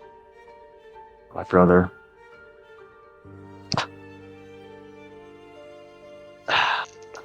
I hope to someday make it up, and I know that's a cup that has no bottom to it. I want to try, one way or another. So that's all I can do. But this is how it's done. I won't stop you. But I'll say one last thing. Your husband, for everything. I'm sorry, yes. For those who are looking at the onlookers, there's a few more now, all in uniform. Most of them are smiling. There's respect in their eyes. S looks at you, Alex looks at you, Crim. Yeah, what would it accomplish? All I can do is try and move forward. And then she screams, "You're not me! You don't get to tell me what to do!" And she tries to raise her crossbow, but at the same time as she does, one of the figures breaks from the ring and darts forward. Looks like a wolf, uniformed, uplifted of course, mid-20s. There's an insignia on his shoulder that implies some amount of rank, but it's not as complex as the insignia on Wade's. And with supernatural quickness, he's standing beside her. His hand is resting on the shaking crossbow that's failing to aim correctly at Wade. And he says in a distant voice, "S, you killed me, and I suffered." He looks at you, Wade. takes you back a few years. There's a lot of... You remember his looks often had pride for you. And it seems this one still does.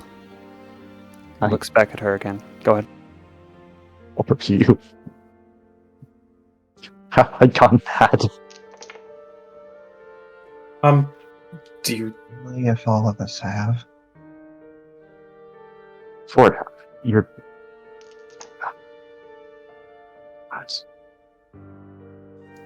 He says to her, I suffered, but like him, I forgive you. We all do.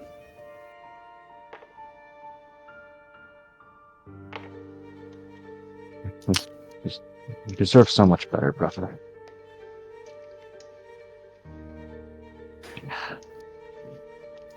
He touches your shoulder, though you can't feel it.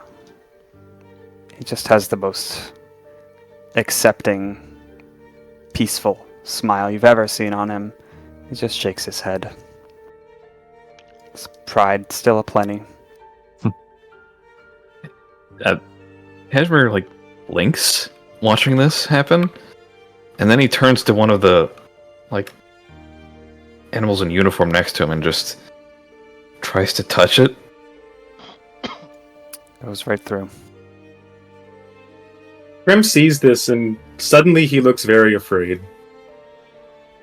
Turner himself just kind of looking at all this with just a sheer fascination, but he has enough awareness to realize now is not the time or the place to vocally speculate on this. At this point, her crossbow, she drops it. It's not clear if it was intentional. And she's just crying, and her legs give way. With that word, forgive. With once he finally gets to his senses, Crim will slowly approach, just trying to feel out, are we good? He doesn't say anything yet. He just kind of sees how things are now that he's getting a better picture of what's going on. No one stops you. These ghosts are very peaceful, serene.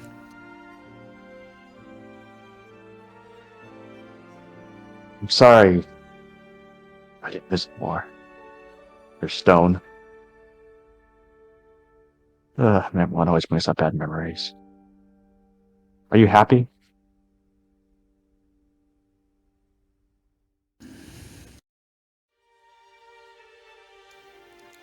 I've made peace. As I hope you will one day. Yeah, I never knew how you would have finished it. Pulls out, very solemnly, pulls out the journal, flips to the back and there's the flower, half drawn. He does a familiar gesture, like one of these, like he's touched. Do you have it? I'd give you lessons on finishing it, brother. I don't think they'd stick as well as all the ceremony and drill work does in your brain. I was the more casual one. I should have drilled you harder. But thank you for being here. Any way you can. I hope Mom and Dad, what do you think? I've gone mad? Or...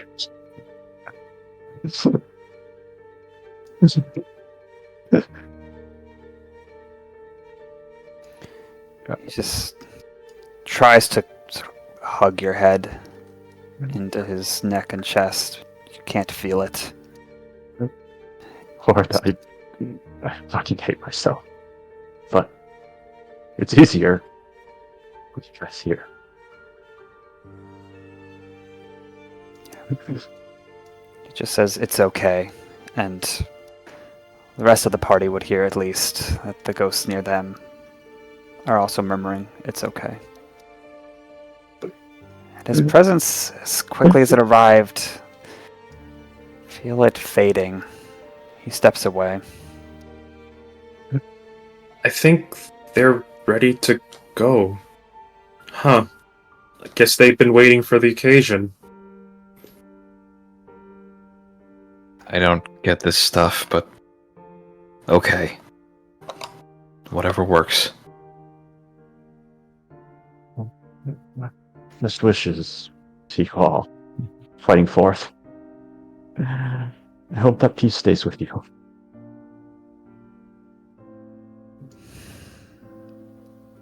Not exactly, he says to you, Crim. We were brought here by someone who believed we could help the land heal, could grant peace to those who suffered. Wow. Even in death, you had to work. How about that? Who? It's not for me to say. Oh, it's probably another person with time powers, probably over time of death. Oh, we're gonna meet them. But now is as good a bookend as any we've seen. This power has done its work here, as you can see.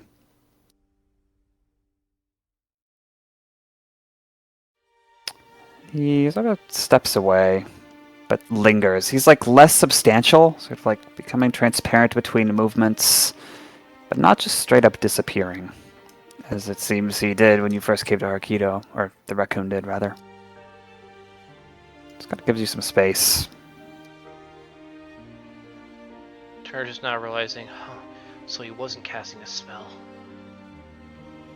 Well, we thought he was going to pass that trace. I wonder how so few have a chance like this, where their regrets, mistakes, they may be right somehow. Oops, sorry.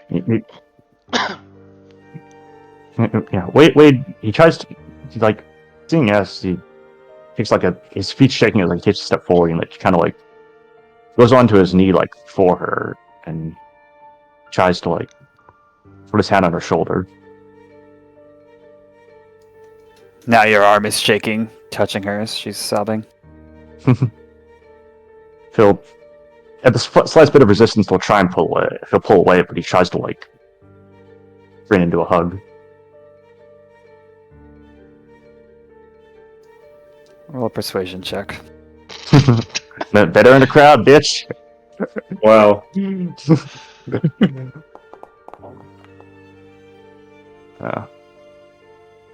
Damn.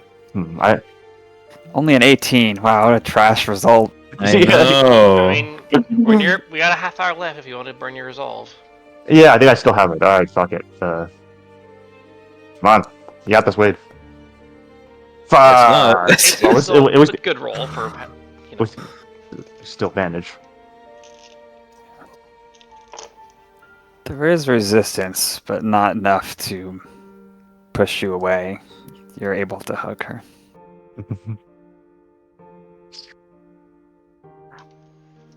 Just spinning camera shot of the two just crying over each other's shoulders.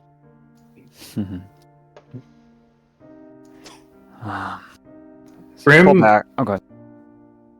Crim will attempt to figure out maybe the nature of what it was that brought these spirits, in case it might be useful in the future when they run into a similar effect.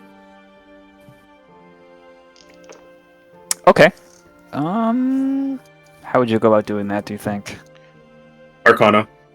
Like, he's thinking of magics he's read, witnessed, the way things might work, essences of energy. He's gonna think, okay, necromancy. What kind of necromancy magic could this be derived from? So on and so forth.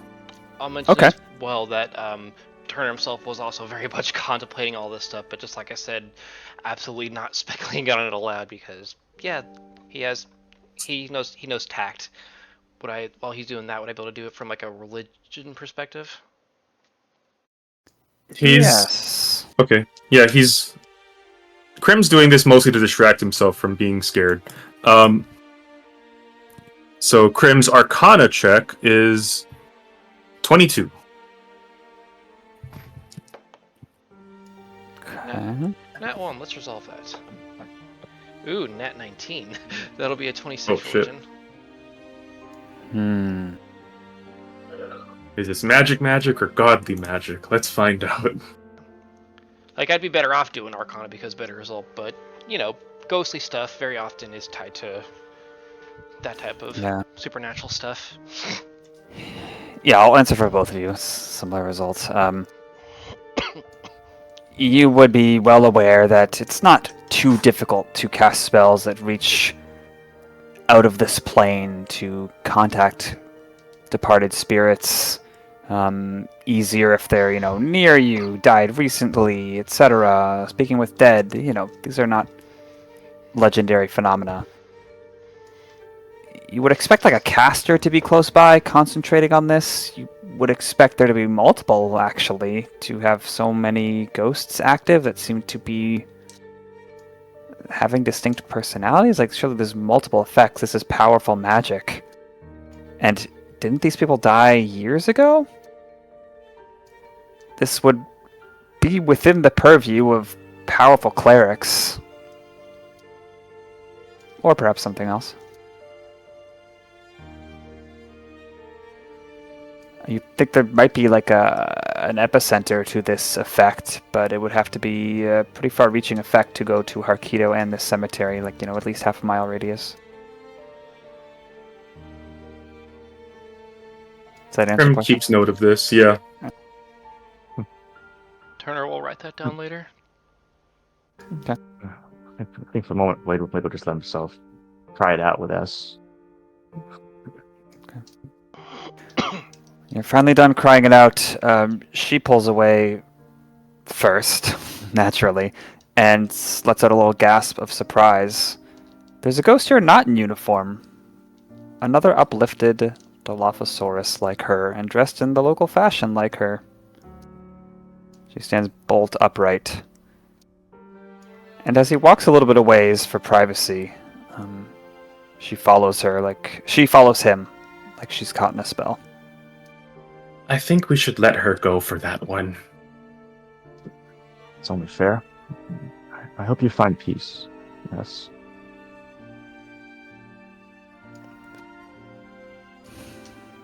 She looks back at you, torn from that spell by your words. Seems she already has. She gives you a nod with a demeanor that isn't so offensive. We both have our reunions now. And as you give her the privacy, Crim, assuming you all follow that lead, in but moments, he's just standing there with that same piece of death. She's like groveling before him. There's words of begging coming from her, like she's frustrated, trying to understand. She's pounding the dirt ground. But over time, that emotion is expended too.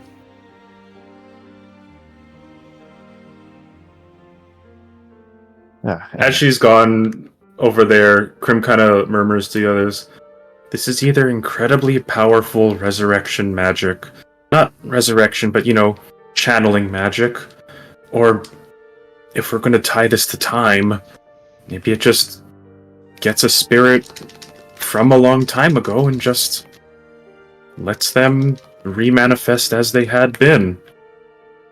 Seem to be echoes of some sort. But how much will they carry with them once they move on from here?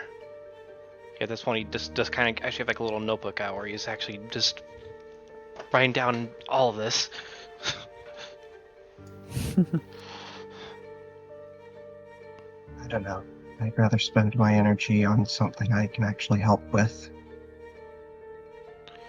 Yeah, And I think I can, actually. Whatever it is, whoever did so with good intentions. Makes you wonder who that would be. Certainly owe them a lot. And they're all still here, right? Just more faded. Yeah. it must be Huston. We have artwork of him. Even after all this time, our term hasn't ended, has it?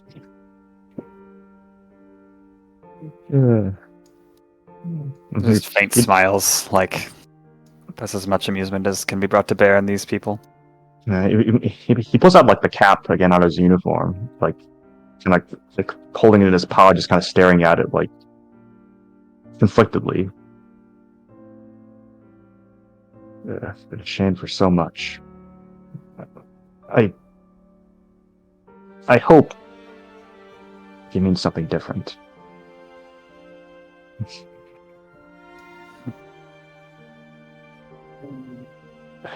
Thank you all for inspiring me how to turn some tables.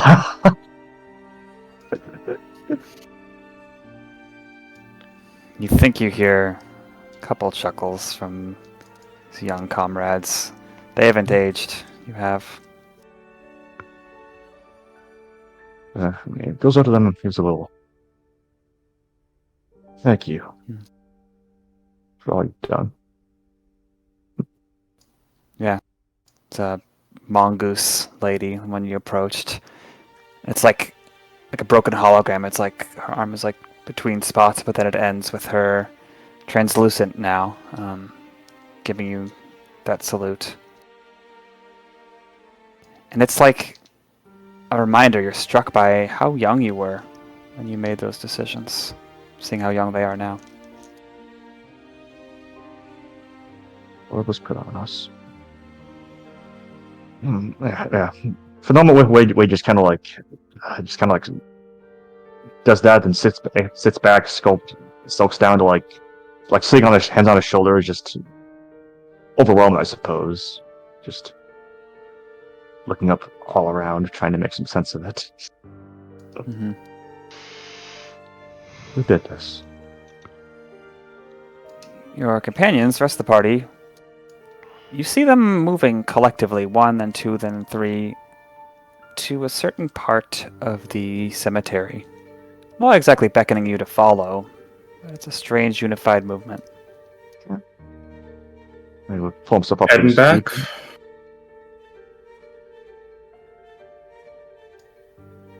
There's a nope, not yet.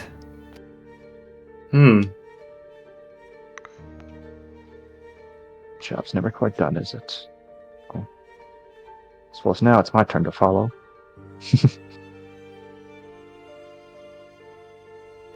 You get resolve. Yeah. And yeah, again, you'd fall in line with them, see where they're going. Okay.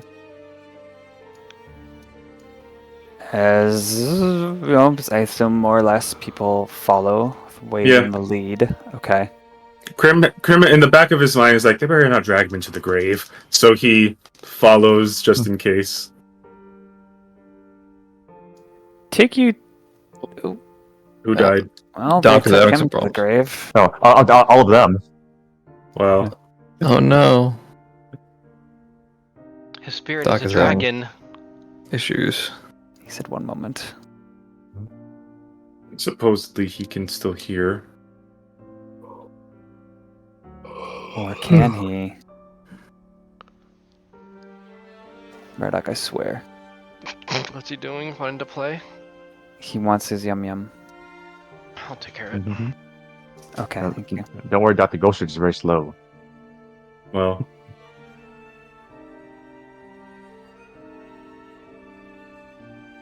Wanted to walk real slow. Yeah, man, we're gonna finish this cool scene, then I can go back to shitposting. It's great.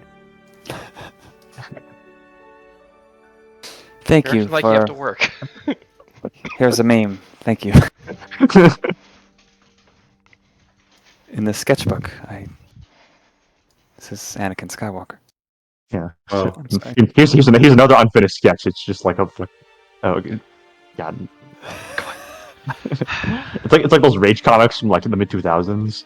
oh no. The pride on Ford's face is gone now. I was drawing the picture of Anakin gaining the rank of master.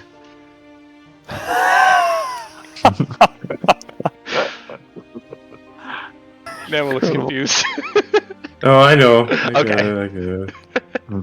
So, it looks like with like the distortion, you look like you had like a bib on. Like Oh no! Hell yeah. Oh yeah. That's just me sitting. What happened?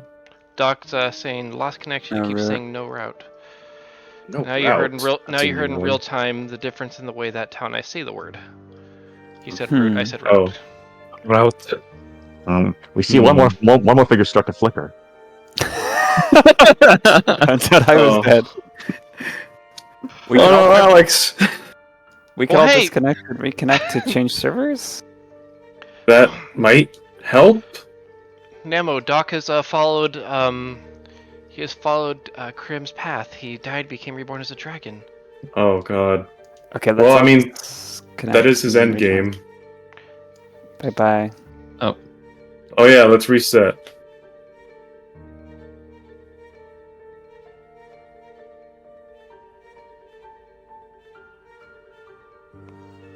You might need to boot Doc from the. Yeah. Then Yeah. We might want to redo Okay, it. there we go. Doc, you back? I think what has to happen is everyone leaves and comes back. Okay. Okay.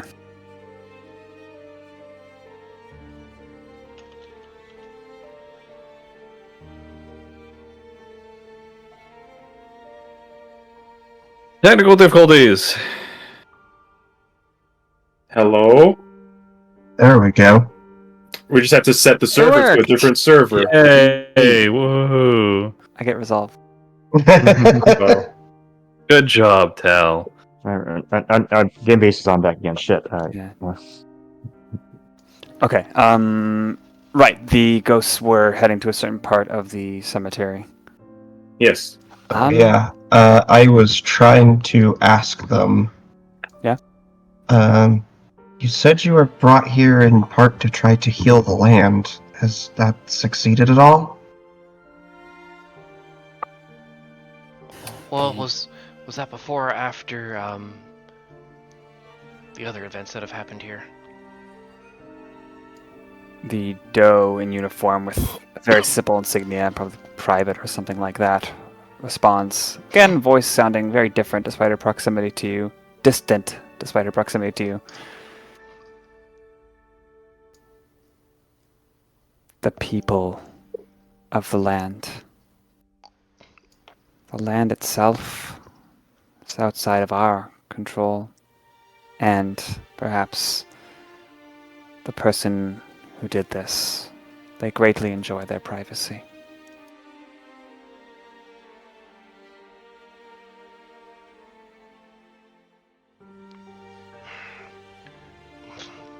Well, if you could at least answer one question that hopefully isn't too much. Did they know who specifically was coming here, or do they just have good intentions for this place?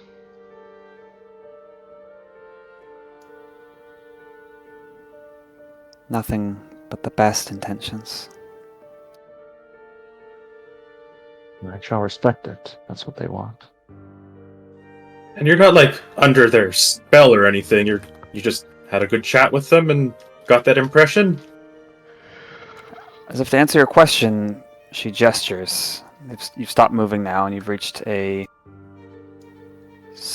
part of the graveyard that's just off the path in some trimmed grass. And she says,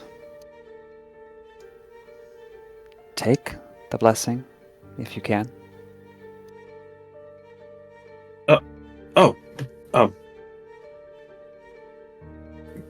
Grim looks at the others and approaches to figure out what they're gesturing to. Yeah, if you want us to, well, by all means. Widow likewise investigates. You know. Okay. As your attention turns to what she's gesturing at, when you take it away again, the ghost would be gone. Yeah, Crim. Wait, take it away? Wait, I'm just saying ahead of time. Attention, I see. Yeah. Yeah. But you look at where she gestured. I mean, there's like a headstone. There's some grass. It doesn't look like anything particularly interesting. What do you do? Is it? Don't tell me.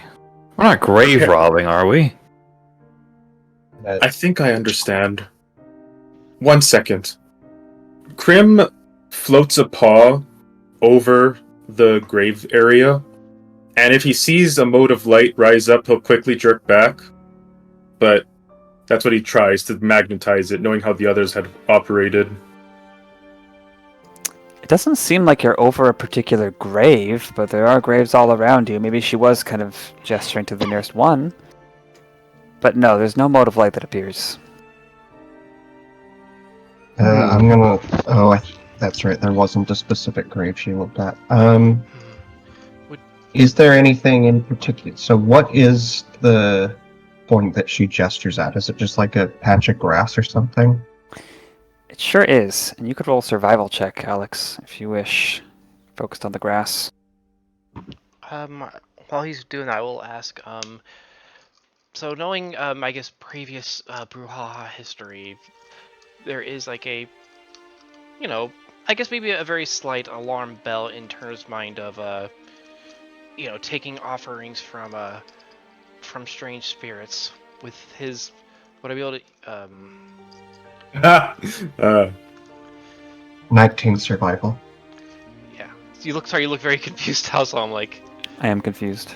Well, I'm more kind of harkening back, to the previous campaign, the thing that we had to do with the brouhaha. Oh! Thing. So yeah, maybe just from hearing stories of past incidents of things like that, with his previous religion role or a new type of role, would he be able to try to glean anything about potential hazards this might have? I'm just accepting this. You could roll a new religion check if you wish, in terms of the perils of grave robbing or accepting gifts from the dead. But 19 survival. That is enough for you to tell that this spot she gestured to, the grass is... Well, first of all, there's no survival here. It's a graveyard. Hey! Second of all, the grass here is kinked. Like, it's subtle. And it's like a little less flourishing than the surrounding grass. And you'd be able to deduce with that someone kneeled here for a long time. And if you kind of judge how far the grass has grown, that some time ago would have been 4 to 8 weeks ago, when someone was kneeling here for a long time. That's the only thing special about this spot. Can I roll an insight check to look at the ghosts and... They're gone already. Are they gone already? Yeah, but you could do like a snapshot of when they first did the gesture. Only you can do this, though. Oh, Yeah, let's do one at a time. Before we do that, what was your result, Will? 23. 23. The joke is that only he can do a snapshot. A. 23 religion. Yeah, in general... how do I say this? We can also wait until we actually see if we find whatever this is. Yeah. So robbing the dead, depending on who you're robbing or the sanctity of the area, yeah, you might be cursed. If you're a powerful enough person in life, maybe they might rise undead. There's plenty of fairy tales, real life tales, and fables about breaking decorum and doing bad things like that, sure. But there's also plenty of material gain to be had from doing things like this, if that's kind of what the scenario is here.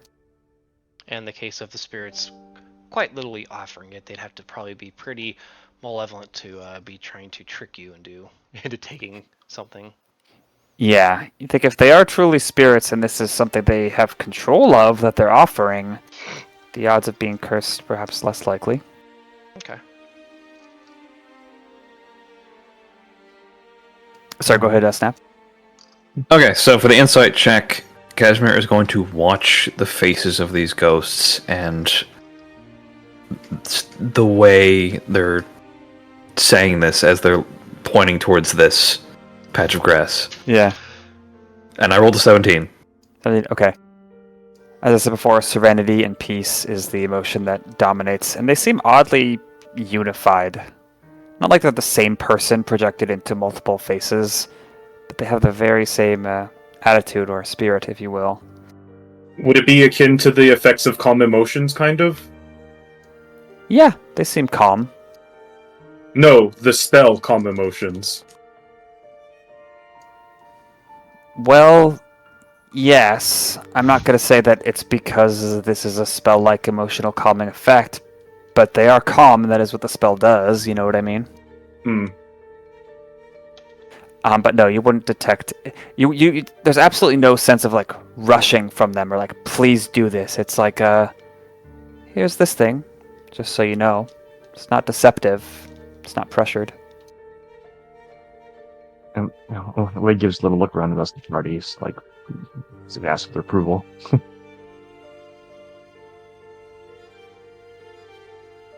Well, sure. Wade, once we figure out what it is. Yes. Somebody knelt on this spot for a long time. But I don't know beyond that. Perhaps those who caused this miracle. Turn will just kind of share what he gleaned from that. Just that there are times where you could be walking into a trap here, something to curse you for tampering with the dead. But I don't know if Don't think if that's the what's spirits happening here, themselves- Turner. That's what I was trying to get at. I think they were. No, I would have actually interrupted in character, by the way. So. Well, Then I said that in character. If I completed my thought, that's what I was going to get at. I don't think they were malevolent spirits by any means. They weren't enough loyalty from me. You can still hear me now. I fall, whether it be on the road or warm in my bed. Hope we meet again. As he steps forward and takes a knee out the same place, like aligning like knee and foot in the same spot in the grass. You're not sure if you got it exactly right, but Alex has pointed it out, and you're definitely in the right spot.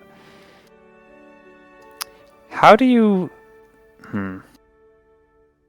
Let me be more open-ended.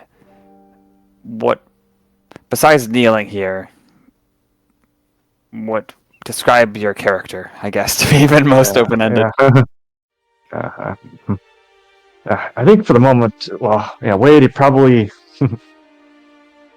like take his cap off and just like set it against his chest. It's just kind of like looking down at the grass. Yeah, just contemplating. Makes any sense? Yeah. You contemplate. There's a lot you have reason to think about now. That's all it is. Contemplation. You're a man who is surrounded by graves. Nothing happens. That's its own reward. Okay, you're not gonna make me dig, are you? Do you feel any different? At all? I don't think my old comments had given me superpowers. But never know. What did I miss?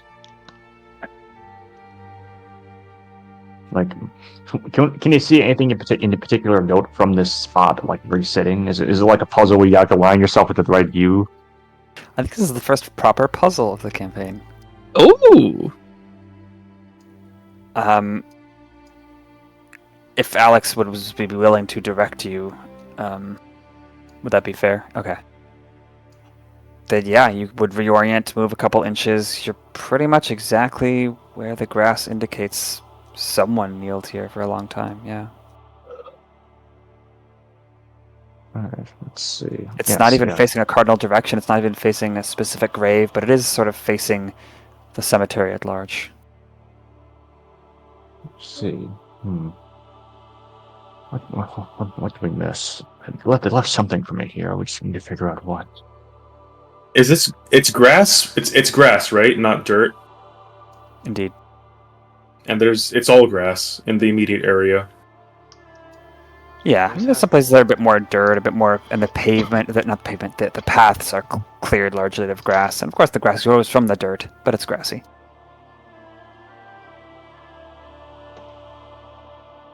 Crim takes a look around if there's anything in particular nearby, within arm's reach, within sight from that angle. He kind of crouches down to get to kneeling height.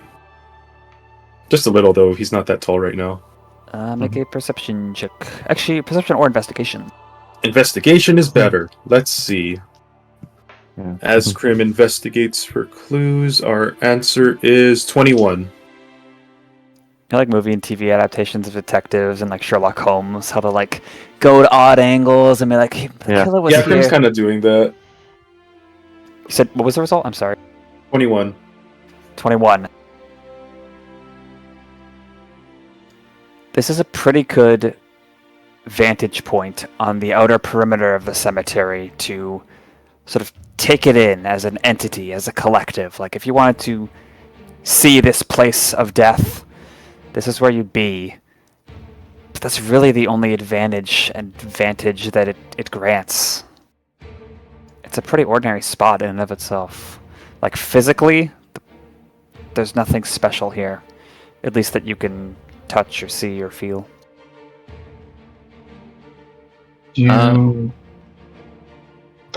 Is there like some sort of pattern in the shadows that the gravestones are casting or anything like that? That was a bad idea. It's almost noon. Come back later. No. Well, No, I mean, yeah. Solstice. So we're also kind of try to read the tombstone if no one has already. I'll just freely say, no, there's no special shadow stuff here. Hardly anything is tall here. Like 4 foot tall is the tallest gravestone. The nearest gravestone would say the name Emlye, E-M-L-Y-E. It's a fairly common name. That's the one that the person was kneeling by frequently, or is that not in front of any specific gravestone? The kneeling is definitely not in front of any specific gravestone, but the nearest grave is Emlye. Would that be a Mamelonian name? Roll a history check. Shit, I'm bad. I'll I'm roll. bad. You can I'll have roll for that. advantage, Wade, because you were having history there. Alright, well, it's worth a try. I think, I got fucking, I think it's just D20 plus 1 on that. I mean, I was I gonna had- ask, since I was checking it, would I be able to do the roll? But I guess it's too late. You could roll as well. Okay. Well, I got a 3 on the die, so 10. Okay. You're not sure. It's a common name with a capital C. Mine's Wade. 13. 13. You are not sure. You reckon it could be a name given to a mammal who lives in the region of Mamelon? Sure. Yeah. Could it be Just like, elsewhere? it's not a name, it's not a local name, essentially. Just that. It might be. It might be a common enough name to transcend those cultural barriers. But at least you've seen and heard it in Mamelon. Alright, sounds good. And I think at this point... Oh, Cashmere, yeah? Yes, I wanted to do one thing as well. Okay. Cashmere will walk up next to Wade and kind of give an impassive look across the landscape. He doesn't see anything either, but he turns to Wade and says, what does your troop kneel for, if anything? Mhm. Do you know? Well, I can answer in character. Well, it's a sign of honor and respect, of course, but specifically, will rack his mind. Do I get this, or do I have to roll? No, you don't have to roll. Yeah, times of ceremony, perhaps before battle, there'd be a routine. Okay, now everyone can kneel, and what's that word when it's like multiple religions? Like a chapel that's good for any religion. Oh well. But for that sort of situation, so anyone in the troop before battle could kind of have that silent time to pray to their deity. So it's a time of prayer, respect, loss as well. Yeah, of course, Like all after of those. We also have crossbow salutes. Oh. What what are you getting at? You think there's some sort of prayer that needs to be said here? Or some sort of ritual? He just shrugs. I don't know. Maybe it's a reverence thing? And he kind of goes to stand in front of Wade as he's kneeling down, standing over him. And he takes a bit of a step back and looks at his paw and then holds it out. Yeah, Wade will reach up and grab it. Okay. What are each of you thinking and feeling as you do this? Let's see. I suppose, and for Wade, it's just this. What was that? I was going to say probably confusion, wondering if there's even anything here. Controlled.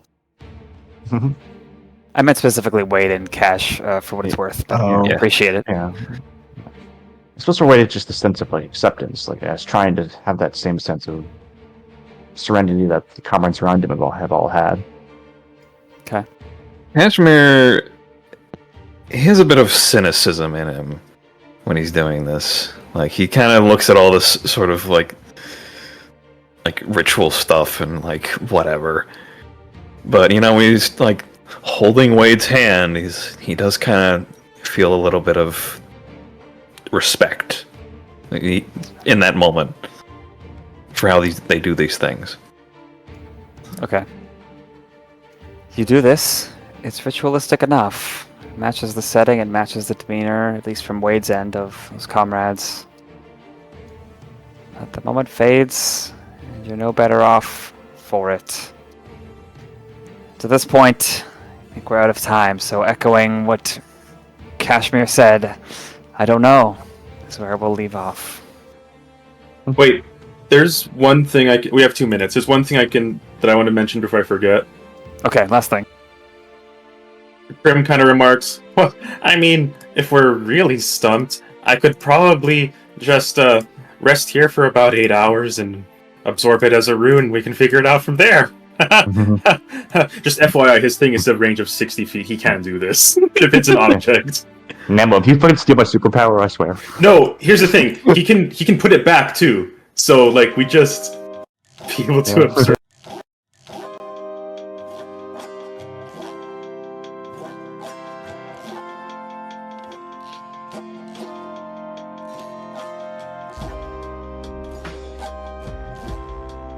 Sorry, I clicked There's I clicked that a little too prematurely.